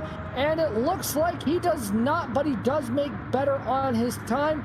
And it looks like he will be right ahead of Moose. Oh, Dark and Azrael has dethroned Jorge Sr. at the last moment by 900ths of a second. We will get into the full details once we get to the classified qualifying results, but let's take another look at how Azrael did it. Looks like he had just a bit of slipstream range, and that benefited him as he was able to shave off over 3/4 of a second on his personal fastest lap. So well done to Azrael, and great wherewithal to use that slipstream. Yeah, and that livery is awesome on Azrael's car. It is. It's very futuristic, and it's not futuristic in like a generic kind of way. It's really pleasing to the eyes, and I think it's another, Tron-themed livery for Azrael? I believe so, yes. All right, well, I mean, look at that. That is, well, no mistake about it. That is just a clean livery. Yeah, that's really nice. If we had a bonus point for livery, I think Azrael would be in contention for it. Well done. Now, I am taking a look, and unless my eyes are playing tricks on me, Wood's only ahead of Azrael by just under 300ths of a second. That is a photo finish qualifying time right there. And I mean, we've seen qualifying times in the thousands, separated by 1,000th, I think, at one point. So, yeah, this is going to be a close race, folks. And we also have to take into consideration that it's the semifinal round. Like, I do not expect anybody to pull any punches in this race. Now, let's go and take a look at our classified qualifying results. And I'm going to take a page out of my fellow commentator Flawed's book. So on row 1, we have S7R's Wid taking pole position with a 142.479. Just a little under 300ths ahead of Dark and Azrael. On row 2, we will have Jorge Sr. and Negative Waves. Jorge Sr. got dethroned at the last moment by Dark and Azrael with that blisteringly clever qualifying time at the last moment. Negative Waves has a 142.895, and going over to row 3 will be Moose 21 and Alicos. Starting row 4 will be S7R's The True Serum and Flux Flare. Going over to row 5, we have we have Talon and VIP player. I apologize. Now, I should throw out P1 through 9 all within a second of each other, and VIP player is just outside of a second. And Bells on row 6 is only 0.004 of a second behind VIP player. And Hako did have a qualifying ban, so he will be starting from the back this race. So with all of that said, if we had to ballpark a time for Hako to qualify, and everybody is within 1 second of each other, and we are going to be having it. Honestly, I don't think there's a good adjective.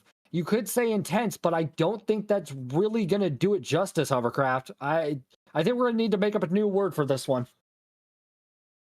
I think the word you're looking for is chaos, especially going into turn 1. As much as the qualifying was within all 1 second, like I said previously, there's such a long run going into turn 1 with the slipstream. I wouldn't be surprised if Wood loses his pole position, and I wouldn't be surprised if Hako gains like 8 or 9. Yeah, that is the dark horse here in Hako. Starting from the back, he's definitely got a lot to contend with, but I think just given everything I've seen from Hako, this is the kind of environment he thrives in. So we're going to just have to wait and see what becomes of him throughout this race. And you guys are going to want to hold on to your seats, honestly. This is going to be absolutely insane. Slow-mo, any last-minute predictions before we get this thing underway? Oh, man, what a tough one to predict. I don't know that I'm willing to throw anything out there just yet, but I think qualifying as it was gives us just a little bit of a peek as to what we're going to see with tonight's race. Yeah. Qualifying is definitely going to be an omen of things to come, but we haven't factored in what the rain is going to do to these drivers, so we'll also have to keep an eye out for that. Because all these drivers were really close in the dry times and on, absolutely send it type conditions. But once the rain comes in on a track this condensed, or, well, I guess narrow would be a better adjective for it, and in a car this aggressive, I don't know. I think we're going to be seeing some people have some hero moments and some people maybe having some less than heroic moments. So it's really all going to be a game of wait and see. I don't think my blood pressure is ready for this, but you know what? That's okay. I love what I do, and this is all worth it, folks. So while we get ready for the race to get underway, I do want to give a thank you to Corridor for the 50 Mexican dollars. It says, let's go Hako, Alasta first. So looks like the viewers watching at home have some high expectations from Hako at the moment. Seeing some Canadian flags, Alasta first. Yeah, I think the viewers have some predictions of their own, and it's looking like it's going to be Alasta first, Slow-mo, and we have still yet to see Alasta first in the 6 seasons you and I have been doing this. So do you think tonight's the night? Man, if there ever was an opportunity, I think this is a good one. We all know that that's something he practices for fun. He does run, from the back quite a bit. So he's got pace. He knows how to make passes. He knows how to get it done clean, as well as executing the strategy. So, Hako always puts a lot of forethought into his races. I can guarantee tonight is no different. Yeah, it's definitely not going to be any different. And it is a grid start. So one great start will definitely help his odds. And I think if there was sports betting for this, people would be throwing money in left and right at the moment. But the drivers are lined up. The semifinal Division A race is about to get underway. We have all of our drivers ready and roaring to go. 19 laps of Tokyo Expressway. The lights are on. Nobody's jumping the start, and away they go to start the semifinal rounds, the elimination rounds of the NRL 6th season. So it looks like we got a good start. Jorge Sr. got a pretty good start and was trying to get an overtake on Dark and Asriel at the moment. So we've got no real shakeups in the standings so far as they near turn 1. Everybody is bobbing and weaving, kind of giving a little game of peekaboo, and it looks like Dark and Azrael is going to give a slight bump draft to Wid at the moment to try and help pull him away from the rest of the field. Coming up into turn 1, Jorge Senior's on the inside. It doesn't look like he was going to make a move, so it looks like Wid will hold on to P1 for the time being. Jumping on over to Negative Waves, who is just about side by side with Talon at the moment. It looks like Talon will walk away with the lead for P6 at this current juncture. And everybody is just bunched up and ready to roll. We've got VIP player and a True Serum behind Negative Waves at the moment. Talon is all over the bumper of Alicos. And it looks like everybody... Oh, and we've got some wall banging already. It's getting argy-bargy, folks. This is a very narrow track, so you have to be very careful when you're going too wide. And it looks like we have a 2-second penalty already, and I think that's on VIP player. So that is unfortunate to see, so we'll have to see what transpires after the penalty line hits. Negative Waves is trying to do everything he can, but looks like Talon is starting to pull away. Looking over at the driver card, Negative Waves is a free agent, gained 12 points last round, and is currently sitting at 18 points throughout the season and is P13 overall. So any point that he gets will definitely benefit him in trying to secure a spot in that coveted finals. Looks like VIP player is heading up towards the penalty line at the moment, and that will cost him some positioning. It looks like Moose has jumped all the way up to P3. So Dark and Azrael has fallen from P2 to P4 at this moment. And it looks like Jorge Sr. and Wid are having a drag race. It's not even the final lap. That was the end of the first lap, and they're already having a shootout like that. Moose is going to capitalize and get some of that slipstream from Wid and now Jorge Sr. And will that give him enough momentum? No, it doesn't. Now, Slumma, as we see this race in action, could you possibly enlighten us as to what we... Oh, what did we just have happen there? Oh, and Moose shoots up into first after a squeeze through.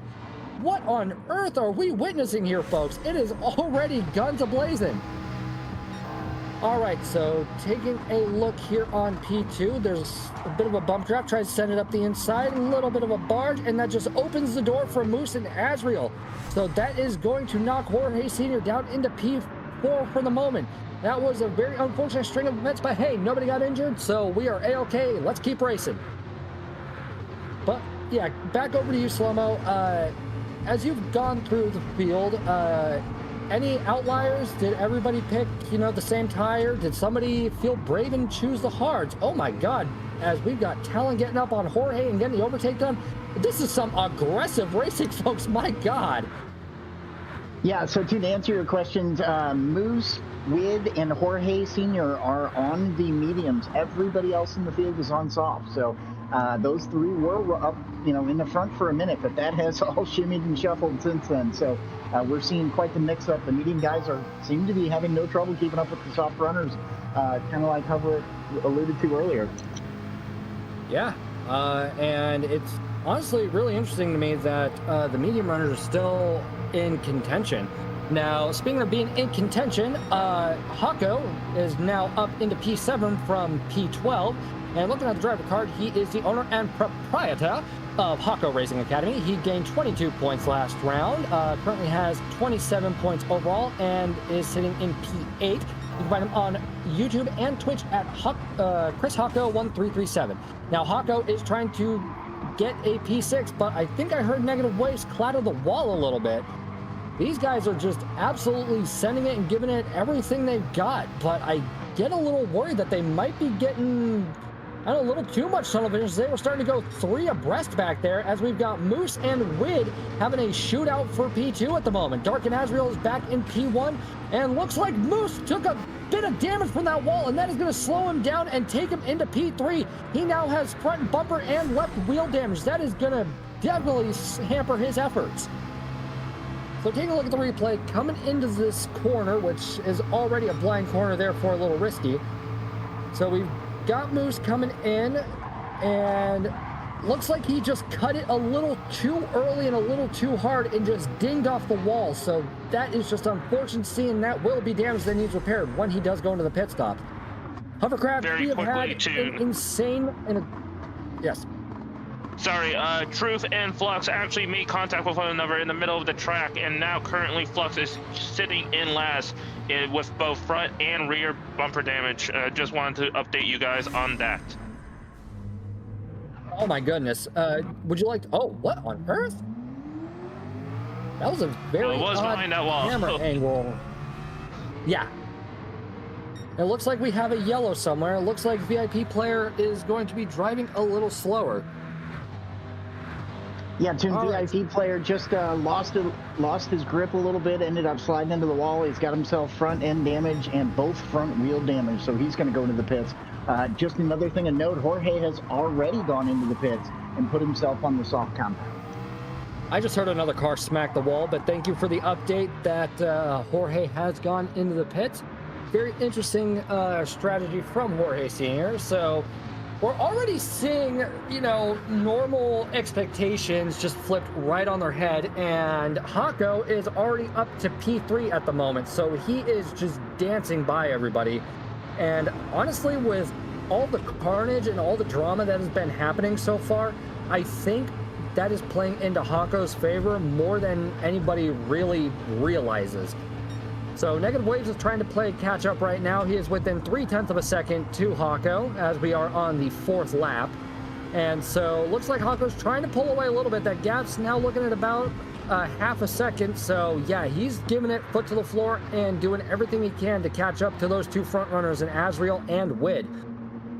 Now, both of those are only about 2 seconds ahead of Hako at the moment, as Wid does go purple at the moment. And looks like Azriel is only about a half second ahead, so Wid is within slipstream range and Hako is within earshot. So if these two battle it out, they will slow each other down, and that will give Hako a successful last to first in race. But looks like Wid is going to move past Azriel like he is standing still.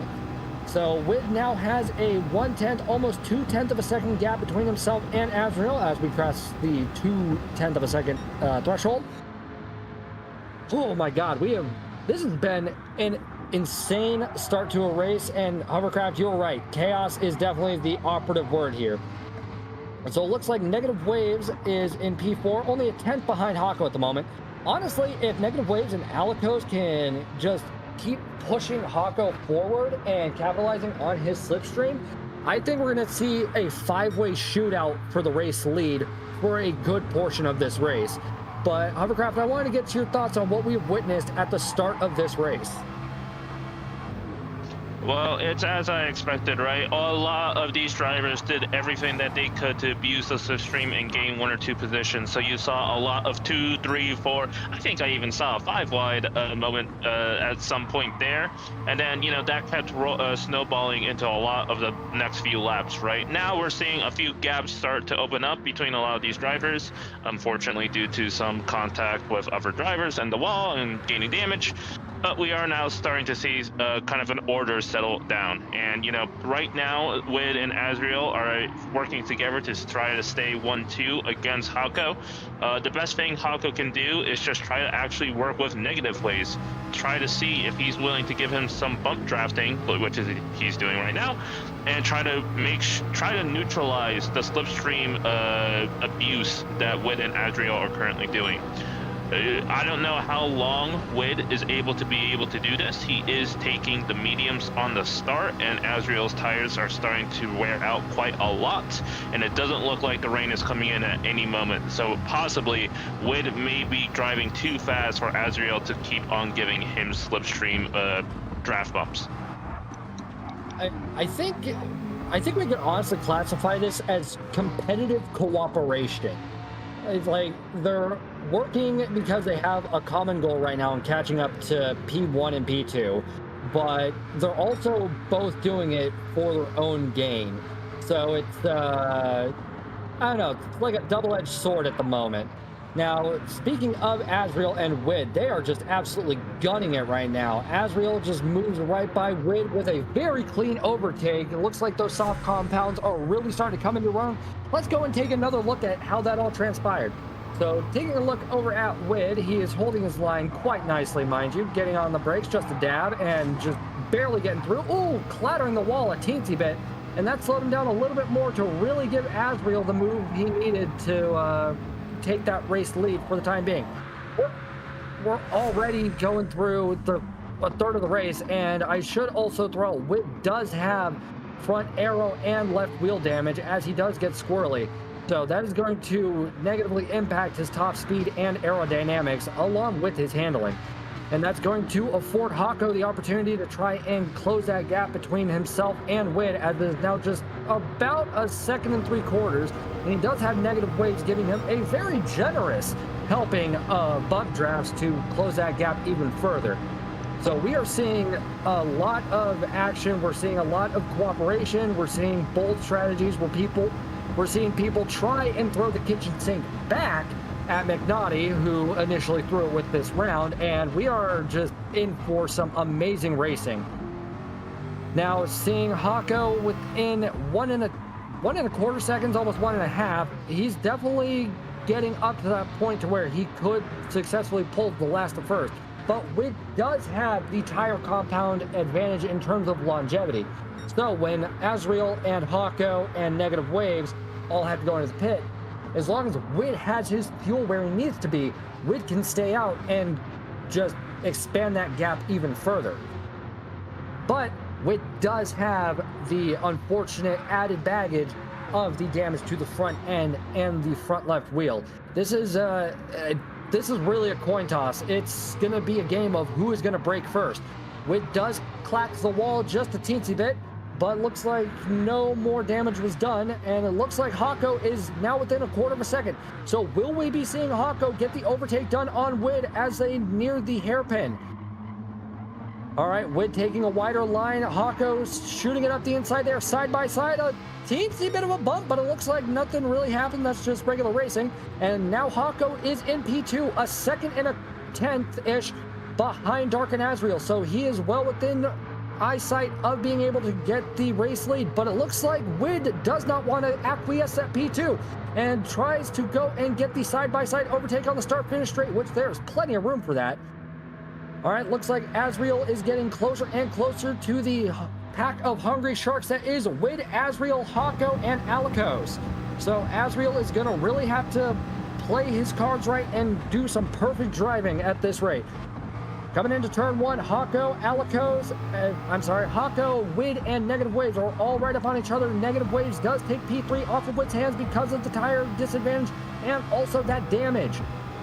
So now Azriel is only about a half second ahead from the aforementioned 3, so it's going to be very dodgy to see how this goes, and it's going to be real stressful for Azriel because all 3 of those drivers behind him want that race victory. They want that race lead. They want every single point that they can get, and honestly, I do not envy Dark and Azriel at this point. Just being on this rear cam is giving me some insane levels of stress. Slomo, what do you think of what we're seeing so far?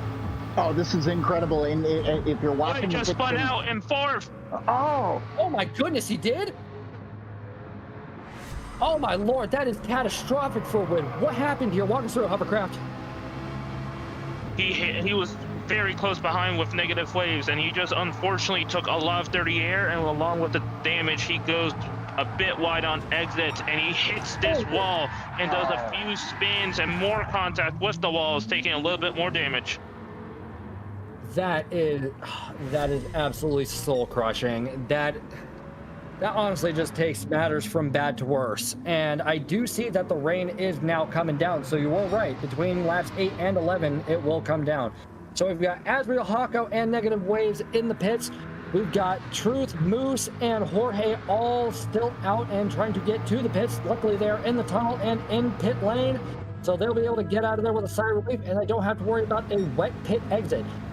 Taking a look over at VIP player in P10, who is arguably a ways behind at the moment and does have quite a bit of damage he is going to have to nurse back. Looks like Azriel has taken the wet compounds, but I think I saw some intermediates in there sprinkled in as well, so we'll have to see how that all shapes up. Looks like Negative Waves was able to get the jump on Hako, and looks like he will take P2 for the time being. As this rain is starting to slowly come down, Hako is going to try and get his P2 back from Negative Waves, and he does. Coming up into turn 1 for the 9th time of asking. It looks like it's in Dark and Azriel's favor at the moment as the rain is coming down, and these conditions are going to go from already treacherous to apocalyptic. Now, as we jump on board into Hako's POV into the cockpit of this insanely fast racing machine. Oh, there's a track map on the HUD. That's kind of cool. And getting right up on the bumper of Azriel into a very dodgy corner to be in the slipstream. Looks like Azriel does have the lead. He's holding some really good defensive lines, and Hako is trying to find his moment to overtake. I think I saw a little bit of a brush on the wall, but nothing to really write home about. This rain is really starting to come down harder, folks. It is getting very, very slippery out there. Hako is still doing everything he can to try and get behind or get ahead of Azriel. Looks like we got a full tank of fuel from Hako as well, so if it stays raining the rest of the race, he will not have to pit, and he gets the overtake done. Hako has pulled the last to first, but can he hold it? That is going to be the real important question here. So now Hako's in first, Negative Waves is in second or in third with Azriel right in front of him, and it looks like he's doing whatever he can to try and get around Dark and Azriel to try and get that P2. Alikos is sitting at a very comfortable 6 seconds behind, so it looks like Negative Waves is not going to have to worry about anything for the time being, and this battle is just getting started because we still have 9 more laps of this race to go. So it's anybody's game, and look at that momentum that Negative Waves is trying to carry. He is side by side with Azriel. He gets the overtake done, but can he get the stick? It looks like he's going to be giving a bump trap to Hako while he's out of first trouble. Looks like Azriel is... Nope, looks like Azriel won't be able to try and get P2, but Hako did propel himself a little bit further forward with that bump trap. So that lead is looking a little more dominant. A little brushing of the wall does slow Negative Waves down, and it looks like Azriel will take P2 again. So these guys are definitely not done fighting for this stuff. This is, oh my goodness. Taking a look over at the battle for P5, we have Jorge Sr. and Wid.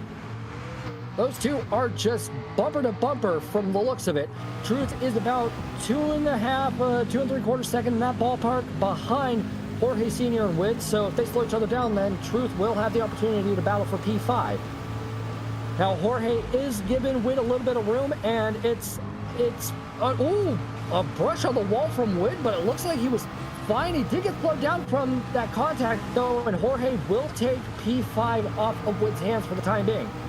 It's just, it's miraculous to me that no matter where these two are on the track, they always find each other and always battle.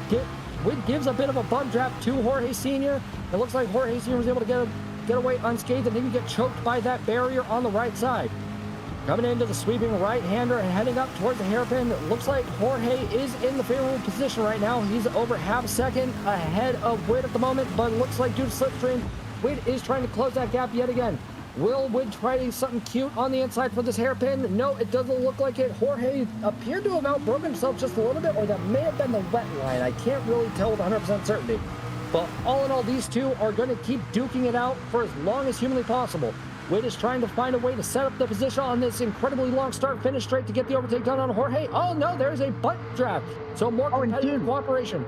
Yes. Sorry to interrupt, but Negative Waves has made a move and got by Twitch Hawko as they showed there in the picture-in-picture, so we have a lead change. Thank you for that very important update. So you heard it from Slow-Mo first, folks. Negative Waves has taken the race lead from Hako at the moment, but looks like Negative Waves is having a little bit of trouble. The car's getting a little bit squirrely on him at the moment. So I think Negative Waves is giving her all she's got and then some, which might come to bite him if he doesn't keep control of the car at the moment. Now coming in towards the long and windy section of this circuit, this is definitely where the most mistakes can happen. Negative Waves is pushing it as hard as he can. Hako is keeping close as best he can. And it looks like Dark and Azriel is about 5 seconds behind all of this racing action. So it is definitely now just a two-man battle for that race lead. And it looks like Negative Waves is pulling away like crazy. Almost as if Hako is just standing still at the moment. If I'm honest, that gap is now over 1.25 seconds. So heading up towards the hairpin for the 11th time, what is going to happen with these two drivers? Taking a nice line, a lot of spray being kicked up from the rain on the tarmac, and it looks like coming into the hairpin, there will be no drama to speak of. Hako still taking a very tight line, getting a little squirrely, almost losing the tail end, but is able to hold on to it. And off they go. That did give Negative Waves a little bit more of a gap. I believe that gap is now 2 seconds. So looking on to the battle for P3, it is Azriel, Alikos, and Jorge. They're all within a second of each other, so one little slip would be catastrophic for any of these drivers in question. Now into the dry section of the circuit, they'll be able to breathe a sigh of relief, but their tires are begging for mercy because they are wet compounds and it is bone dry in this mile-long tunnel. Alikos moves by Azriel as if he were standing still. How on earth did you manage that? Is that hybrid system working? I can't tell. But either way, a very dominant overtake on Dark and Azriel by Alikos. Now, the gap between P3 and P2 is 7 seconds, so this is going to be a game of holding off Dark and Azriel for Alikos for the time being. And honestly, Hovercraft, I'm trying to make sense of this. There are so many position changes. Honestly, this is an insane race. Wouldn't you agree? Absolutely. I think we're really now seeing the different talents of these drivers, specifically in these wet conditions. I'm noticing some drivers that were, far up in the lead, like Wid and Dark and Azriel, struggling a little bit now, more than you would expect in these wet conditions. Azriel even took damage, which allowed Alikos to just completely pass by him as if he were standing on the straight. It was incredible to see the overspeed. As I see that, Dark and Azriel hits Azriel, or no, Jorge hits Azriel a little bit in front, almost caused us a pile up behind with Wid, but everyone was able to get out of it fairly stable. As I say that, Negative Waves is just increasing his gap to Hako up front, almost 4 seconds, like it's nothing. As I say that, Azriel now goes side by side with Jorge Sr. Jorge Sr. is front and is able to brake a little bit later, but Azriel is trying to keep his nose in on the inside, but with no traction on that line, Jorge still keeps up front in terms of the main straight, but Wid is able to get by. Yeah, fantastic commentating from Hovercraft, and yeah, he's encapsulating the spirit of this race. It is just absolutely intense. Jorge Sr. and Wid are still duking it out. Dark and Azriel is trying to keep his leg in this race, as well as the cars behind him in the True Serum and Moose 21. They are all trying to get as many points as possible in this long and arduous battle for P4.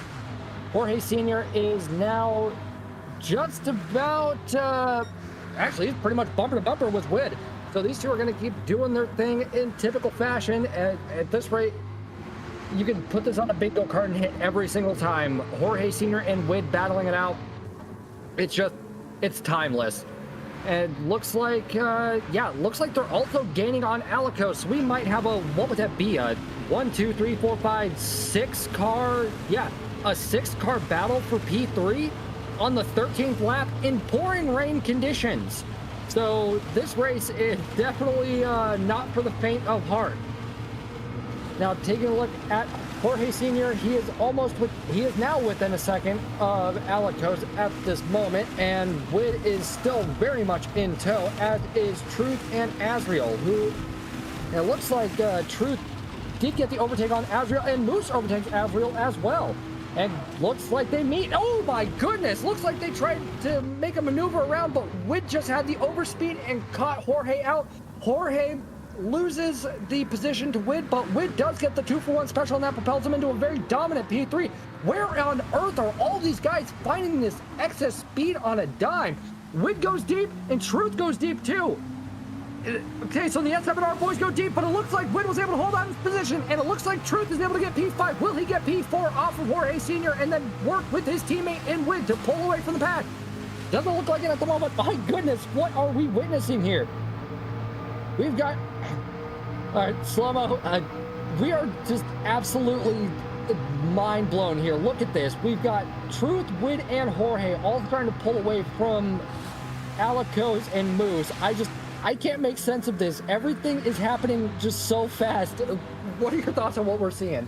Well, we knew this was going to be close. Again, these guys want their spots in the finals, so they want every point they can get. They are leaving everything on the track. These guys are putting on an absolute show out here in really treacherous conditions, too. I mean, it's wet out there. You can see on the rain meter, it's up in the top third. There's a lot of water on the track as we see Truth, who has lost traction, got himself into the wall. He's definitely going to end up with some damage after that. That is unfortunate. It looks like, I don't know if that was a braking error or if he just lost traction getting his throttle down. But let's see if we can take another look. You can see him come around the corner, and I couldn't tell exactly what happened, but that's going to be a problem for him. I wonder if he will choose to go in and get that damage repaired. I've seen a couple cars that are out there with damage still. So these guys, man, they are making it happen. I don't think anybody wants to come off track just yet. Oh, no, they definitely do not. And I think what happened with Truth was he just had a little bit of power oversteer when he was coming through, because it looked like what happened in the Le Mans race, honestly. So I guess it doesn't matter what your skill level is, it will happen to you. Now, I do want to make note that the gap between Hako and Negative Waves is huge, and the gap between Wood and Hako. Yes. I'm sorry, Talon was able to go on the inside of Moose going into the final corner, but they still struggle on the outside, but Talon seems to be able to pull ahead. All right, thank you for the update, Hovercraft. And yeah, looks like Talon was able to get the overtake on Moose, but it looks like Moose is going to try and use Talon for his own gain at the moment. Yeah. Now, Moose does have front bumper and front wheel damage still, so that will negatively impact him. But then again, Talon is in the same boat as he is, so I guess Misery loves company, and these two are just going to try and cooperate as best as possible. That gap to Talon and Alikos is now just under a second, and it looks like the gap between Wid, Jorge, and Hako is now about 2 seconds. And I don't know where Negative Waves found all of that speed, but he is just gone. Oh, wait, I see Hako has some damage. Okay, he's got front bumper and front right wheel damage, so he must have had a unfortunate run-in with the wall. We are down to the last 4 laps, and these guys are still not giving up the ghost. They are doing everything they can to try and make sure that they are victorious at the end of this. Now, with Wid and Jorge Sr. catching up, we will be seeing a possible 3-way shootout for P2. And this is going to be a very interesting scenario to play out, because all 3 of these drivers are skilled enough to run 3 abreast around 99% of this circuit, maybe even the hairpin. And honestly, I don't think I've even seen intense racing like this in any of the GTWS broadcasts. This is absolutely mental. Coming up into the hairpin, will Wid outbrake himself? No, he was able to get the car stopped in time and is still within earshot of Hako. Hako does get a great exit out of that, but it looks like Wid just had the better hybrid charge and was able to do this one up. Sorry to interrupt. P8 right now. Alikos had a problem going into the sharp turn off the end there, and ended up losing, I don't know, 2-3 positions from his error. So I don't know if we'll get to see a replay of that, but he definitely lost a couple positions. It looked like a late break, if you ask me, but I'm not sure exactly what happened. Thank you for the update, Slow-Mo. And up at the front of the field, Wid was able to get the overtake done on Hako. And it looks like Jorge was also able to get the overtake done on Hako. So that drops Hako back into P4, Wid up into P2, and Jorge into P3. But it doesn't look like Hako will be done anytime soon. But this rain is definitely not benefiting anyone. Jorge brushes the wall, and will that give Hako the opportunity to get the overtake and get P3? Doesn't look like it at the moment. They're almost 2 wide going through this section of the circuit, and they are still far from done. We are 3 laps away from the checkered flag, and I can't figure out who's actually going to walk away with this, because this rain has shown it doesn't matter what happens. You still run the risk of hitting the wall or losing grip somewhere in this. Now, I do want to say the hybrid recharging from Jorge, Wid, Negative Waves, Hako, and really all the drivers has been absolutely stellar. Alikos, let's go and take a quick look over at Alikos with the unfortunate run-in. Looks like he brushed the wall. Oh my goodness, just careened straight into the barrier. What on He couldn't get it stopped. I mean, it just looks like he applied the brakes and just didn't get anything from it. So a little hydroplane. You absolutely hate to see it. It plummets him down from P6 to P8. And moving on up the grid, we've still got the heated battle between Wid, Jorge, and Hako, all within about 3 seconds of each other. So anybody could take P2. Coming into the start-finish straight to go and start lap 17. Looks like Hako is about 2.3 seconds behind Jorge, and he's about 4 seconds, and I think the delta might be closing just a little bit between himself and Talon, so that damage is really starting to rear its ugly head. Now, Jorge is trying to keep up to Wid as much as humanly possible, and they are just giving a masterclass in aggressive racing. But it's clean aggressive racing, I should throw out. Keeping an eye on Jorge, and Wid may have brushed the wall a little bit, but doesn't look like anything negative really came from it. Now, speaking of negative waves is 11 seconds ahead of Wid and the rest of the field at the moment. He is running a very dominant race, no damage. Looking at his battery, he's really playing with his braking and his throttle. So back to what Hovercraft mentioned, it looked like getting on the brake earlier just really is the play for this. And very quickly, Hako just spun into the wall, I think right in the middle of the circuit. He collected a little bit more damage, but I don't think it's going to take... he's actually being caught up to Talon. All right, thank you for the heads up there, Hovercraft. I wonder if we can get a replay as to what happened there. That was an unfortunate run-in with Hako, and I believe that's going to be very good for Talon. Hako is not having the best of luck at the moment, but doesn't look like Talon is either, as he too has some front end and wheel damage. So it looks like these drivers, none of them are really able to catch a break in this race. This is the kitchen sink in its finest essence. Now, coming out of the hairpin, Hako is able to get a good run out and keep a bit of a gap between himself and everyone's perpetual P1 in Talon. Coming into the start-finish straight to start the penultimate lap. Looks like Talon does have a 7-second gap between himself and Moose. So, for the time being, it doesn't look like Talon has to really worry about anything. Hako, on the other hand, has quite a bit to worry about. He's got an extra damaged wheel. He's got pretty severe aero damage, and that gap is ever shortening. Coming up into turn one, they are doing everything they can to keep this going. Let's go and take a look at the replay. So Hako is coming through the corner, coming into the braking zone. And okay, everything looks to be in order there, and it looks like the car just ran out from him for a moment, and he just skidded against the wall and picked up some extra damage. Really unfortunate to see. There's really no silver lining there. I mean, it recharged his hybrid system, but at what cost?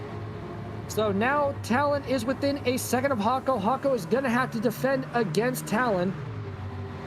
And right now, it's really a game of who can hold out the longest between these two drivers. Talon is trying to eyeball a good spot to get the overtake done. He's within bump draft range, so we might see a bump draft overtake towards the start-finish straight after they come through this hairpin. This has been absolutely mental. I'm still trying to process what happened like 4 laps ago, Slow-Mo. This is crazy. It is. It's nuts. And I mean, it's not over yet. If you watch, somebody like a Jorge, he's trying everything he can to close on P2 for Wid. I don't think they're going to be able to catch up to negative waves unless something crazy happens here on the final lap. But this is far from over with 1 lap to go. Well, speaking of crazy things happening, Hako, I beg your pardon, wound up getting squirrely coming out of the hairpin and brushed up against the wall, and it gave Talon the opportunity to get the overtake done. It looks like Hako's not going to try and do any cute business. He's just going to flash his headlights and bump draft Talon, trying to say, hey, let's work together and try and catch up where we can. But we are on the final lap, so I don't know how much cooperation will benefit these two drivers. The gap is 12 seconds. Coming into turn one, it looks like Talon ran a little wide. Hako's got the inside, and it doesn't look like Hako will be able to get the overspeed and get the overtake done. So Talon will hold on to P4 for the time being. We are at the final stages of this race, and it's been unraveling since we kicked off. So honestly, I don't think anything else really can happen that hasn't already. Hako is keeping up with Talon at the moment, and getting a bit squirrely and drifting it and catches it in traditional Hako fashion. I don't know how these drivers can drift a Group 1 car, but you know what? They're Division A drivers for a reason. coming in towards the back half of the lap and onto negative waves. The gap between himself and Wid is 8 seconds, but it doesn't look like Wid will be able to catch up and get any last-minute P1 race victories. So looks like Negative Waves will walk away with this race, and as he laps Bells, so Bells will not have to run the extra lap. And congratulations to Negative Waves for the staggering and dominant race victory. Coming in P2 will be Wid. Looks like he was able to finally shake off Jorge for the rest of this race and takes P2 for his efforts. That means rounding out our podium and interviewers is going to be Jorge Sr. Now making our way back over towards the battle for P4, and it looks like the battle for P4 is over. Talon will walk away with the P4 position on this race. Congratulations to Talon. And it looks like Hako is driving backwards. How about that? You know what? Pop off. Oh my God. Okay. Love the showmanship. Love the showmanship. Congrats to Hako. And rounding out our drivers is going to be Truth. I don't know how to decipher that, but hey, congratulations to Negative Waves for gaining 3 positions and taking the overall race victory.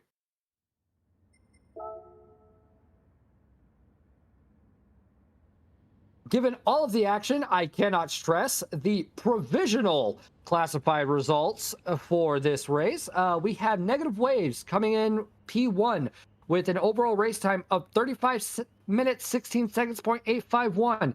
10 seconds ahead of S7R's Wid, who was able to finally shake off his lifelong rival in Jorge Sr., but given the way these two fight, we'll be seeing them doing this in the finals as well. Taking P4 will be Talon with Dark and Azrael rounding out our top 5. Alikos takes P6, 38 seconds behind Negative Waves, and just a few seconds ahead of Moose 21 in P7.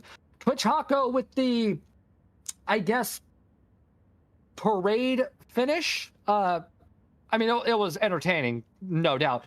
Does walk away in P8, but also got the fastest lap at a 142.579. Half a second faster than any of the other drivers. Coming in P9 will be S7R's The True Serum with lap traffic in Bells and VIP player and an unfortunate DNF from Flux Flare. That was a race. I, for one, feel just drained from that one. There was so much going on, and if I felt that up here in the booth, I shudder to think what the drivers are feeling after all of that. Hovercraft, what do you think of what we saw in that race? I think we saw, as this is the final round, there's obviously going to be naturally a lot more aggression. And I think we saw that a lot with some of these drivers, right? They really were desperate to get every single point because no matter what they do here, right, the Saturday guys could completely uproot their chances of getting into the finals. But overall, they did all wonderful races. They all drove in really horrible conditions while also trying to manage the dry spots and the wet spots.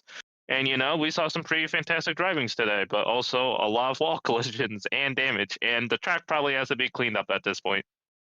Yes, the track definitely does need a good cleaning up. We need the road crews out there. We need maybe some mental health experts to evaluate our drivers after that. And probably a cardiologist on standby as well. Slow-mo, what do you think of what we saw in that race? Oh, yeah. I mean, Hover covered it perfectly. We had a little bit of everything, lots and lots of passes. Those guys put on a spectacle for us. Great show. Oh, absolutely astounding show. Now, I believe we're waiting on one more for nope. All right. So let's go and have a word with our third place finisher in Jorge Sr. Jorge, how are you feeling after that absolutely mental race? Yeah, I feel all right. Just can't buy a win this season, but I made a pretty big mistake there at turn 1, maybe second lap or something like that. So yeah, it was a pretty big cluster. So you were the first one to pit. Walk us through what was going on there. Oh, well, when I got into whatever. I basically hit Wid, and I don't know who else I hit in turn one, and I got rear aero damage. So I pit on lap 3 or whatever it was to get the damage fixed and get fresh tires. Okay, I gotcha. Now, you and Wid, I don't know how you two do it, but somehow you two always find a way to be battling to the death on any circuit in any position, up in the podium, P5 and 6. How do you guys manage to do this and make it look so seamless? I mean, I don't know. I think me and Wid just have very, very similar pace and consistency. So yeah, we're always just right there. You know what? I commend both of you for being able to keep clear heads the entire time. Over to you, Slow-Mo. Yeah, Jorge, congratulations on that podium finish tonight. Really exciting race. One thing I was noticing that, you qualified P3, you finished P3. Funny, you look at your lap times, they're almost down to the, to the thousandth, the same of what your fastest lap was in qualifying as well as in race. Tell us a little bit about, what else could you have done, if anything, to get that lead, to get into 2 or 1 positions? I mean, it really just came down to that mistake that I made. I think it was lap 2. I got to go watch the replay, but I was in the slip. There's so much jockeying going on because the slip is so strong. So the way I'm remembering it is we were going into T1. I think Wid was right in front of me, and there's some cars behind me, and I think right to the left of me. So yeah, I mean, the whole race for me came down to that. I made that mistake. I had to pit. So I ended up pitting twice. Most people only pit once, obviously. So that obviously set me back very far. I came out, the leader was 19 seconds ahead of me, and that gap was only growing because everyone was in a slip train and I was all by myself. So I mean, that was the whole race for me. Yeah, great awareness. Obviously, that damage played a huge factor, as we saw a lot of guys that did run with damage, and the other folks didn't really have a lot of trouble catching them. So, well done. Congratulations on that podium finish, Hovercraft. I'll turn it over to you. Congratulations, Jorge. It was a fantastic race. You guys, you recovered very well after taking damage and having to take that early pit stop. Did you feel nervous having to go into the pits early to recover that damage? Did you think that was gonna just completely uproot your strategy? Yeah, I thought that I wasn't sure. I thought there is a possibility I'm not catching anybody, but I know that I figured, there's going to be some crashes, and then the rain is going to come. There'll probably be some more crashes. So I figured if I'm going to get anybody, it'll just be the people that make mistakes. And that certainly happened. I think I passed 3 or 4 other cars that clearly had damage because they were way off pace. And I saw a couple sideways cars. So, I mean, at that point, I was just put my head down and go and, hope for the best, hope other people make mistakes. And then I caught Wid caught me. I can't remember. Oh, I came out of the pits when we put on wets. Came out of the pits right behind him. So I figured, I'm just going to work with Wid. No point in battling him. Let's just try and push through. And we actually were able to do that. So, yeah, it's a pretty interesting race. No, congratulations. You certainly had the pace to, make up that one pit stop, and you were able to keep very well in touch with the front runners. So congratulations on your execution tonight. And, I'll be happy to see you out in the finals. Yeah, thanks a lot. Have a nice night. You go relax, Jorge. You definitely earned it. And yeah, can't wait to see what you do in the finals. So have a good night, man. Yeah, thanks everyone. Have a good night. All right, and kicking it on over to our silver medalist for this race in Wid. Wid, how are you feeling? Always the bridesmaid, never the bride. Just want to win. Last season I won every race. This season I'm winless. What do I have to do? Except for not crash. But other than that, come on. I mean, not crashing is a good start. But yeah, I don't know what's going on. This has been the most intense NRL I have ever seen. So I got Jorge's perspective on it, and now I want yours. I'm going to ask you the same question. How do you and Jorge always seem to find a way to battle to the death, but keep it clean every single race you two are in it completely regardless of where you two are on the track. You guys were on the podium. You guys were battling for P4. How do you guys wind up in these situations? Do you guys like just DM each other saying, hey, you want to know it'd be fun? Let's go into P4 and just fight it out and give Tune a heart attack. You know what? Almost. I mean, we've practiced a lot together, sort of talk strategy and all that. But for this race specifically, it was more just we were both in the mindset of we made very early mistakes and we needed to come back quickly. So it really wasn't that much of actual battling as we were just helping each other out. Like I wasn't focused on, I think, getting past him. Like he passed me when I hit the wall or something. So I was just like, all right, you take the lead, I'll follow and I'll bump you down the straight. And we just need to catch back up to hopefully get a podium position. I think that was running through both of our minds at the time. All right, I got you. That does put everything into a better perspective, and I thank you for that. Over to you, Slow-Mo. Oh man, congratulations! That was so much fun to watch. Did you expect that to be as, I don't know if chaotic is the word I want to use, but did you expect it to be that intense of a race with your practicing and your planning? I expected it to be chaotic. I was hoping it wouldn't be as chaotic for me. I knew that turn one was going to be crazy. I knew that there were going to be a ton of positions gained and lost down the straight. I was just expecting more of the race to be won and lost in the rain. And unfortunately for me and for Jorge, we both kind of lost it in the dry. So yeah, it was crazy as I expected it to be crazy, just not in that way. Yeah, so much fun to watch, but congratulations on that finish. Well done.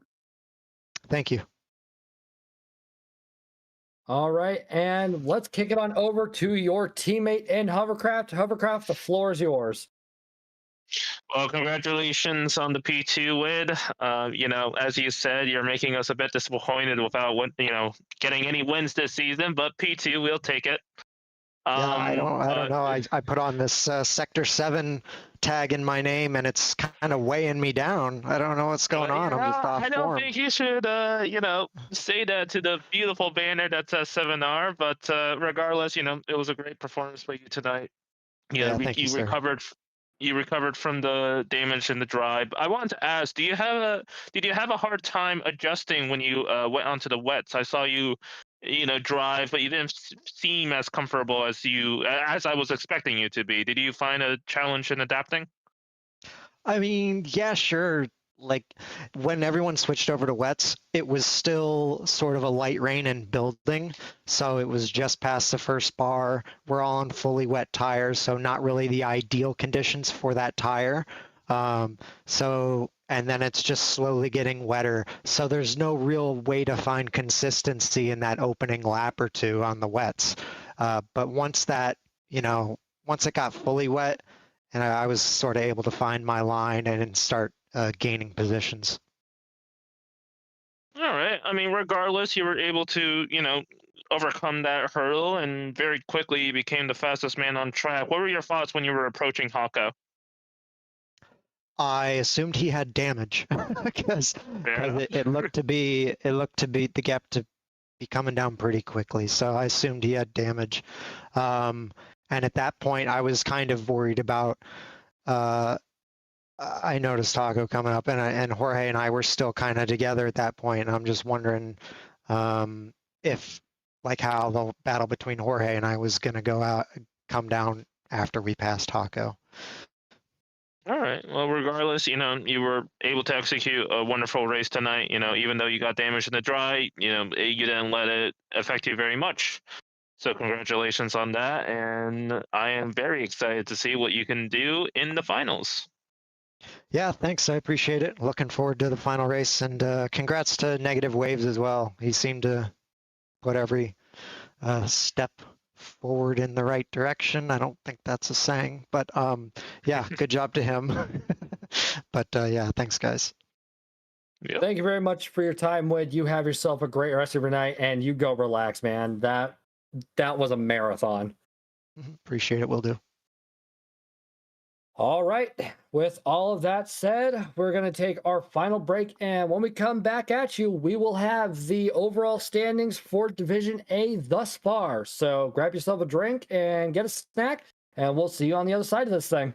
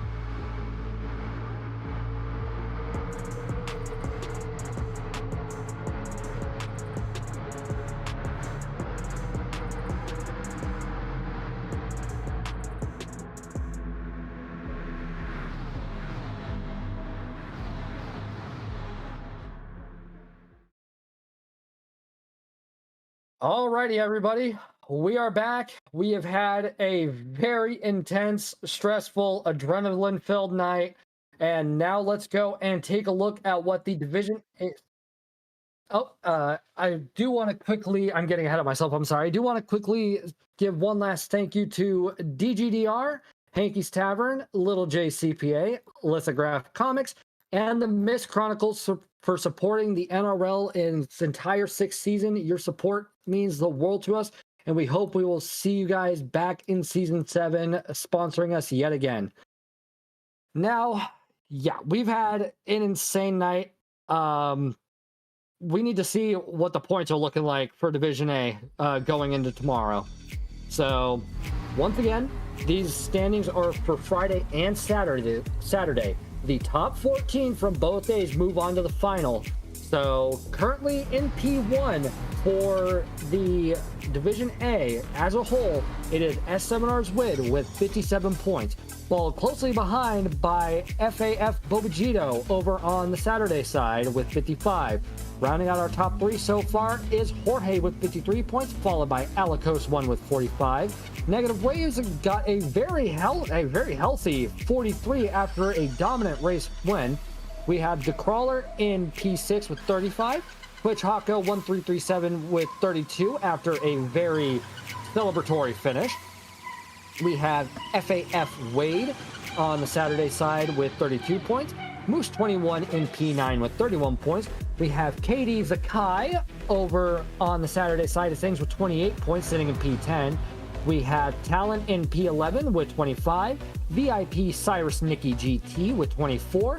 Rusty Maggots with 23 points in P13, and sitting on the bubble is IORT Azrael with 19 points.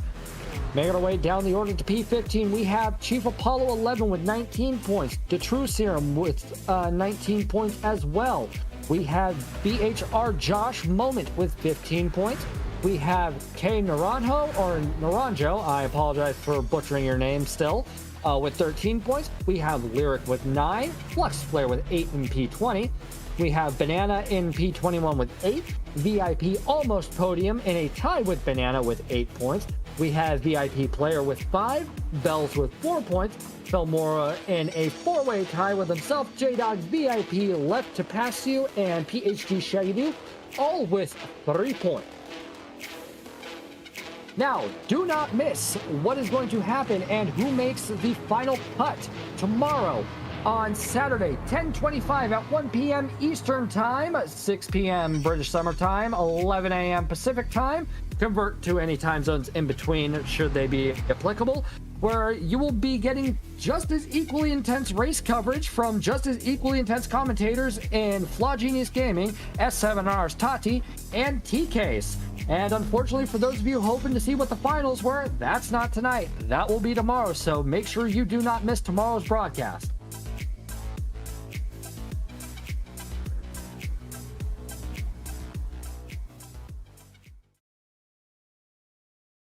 Alrighty, gentlemen, I think it is time we get out of here. So if you want to keep up with any of us, you can find Slow-Mo over here on YouTube, where he will stream Call of Duty, GTA Golf, and whatever else tickles his fancy. You can find Hovercraft over here on the Sector 7 Racing YouTube channel. Be sure to go give them a subscribe. And you can find me over on Twitch, where I am doing something.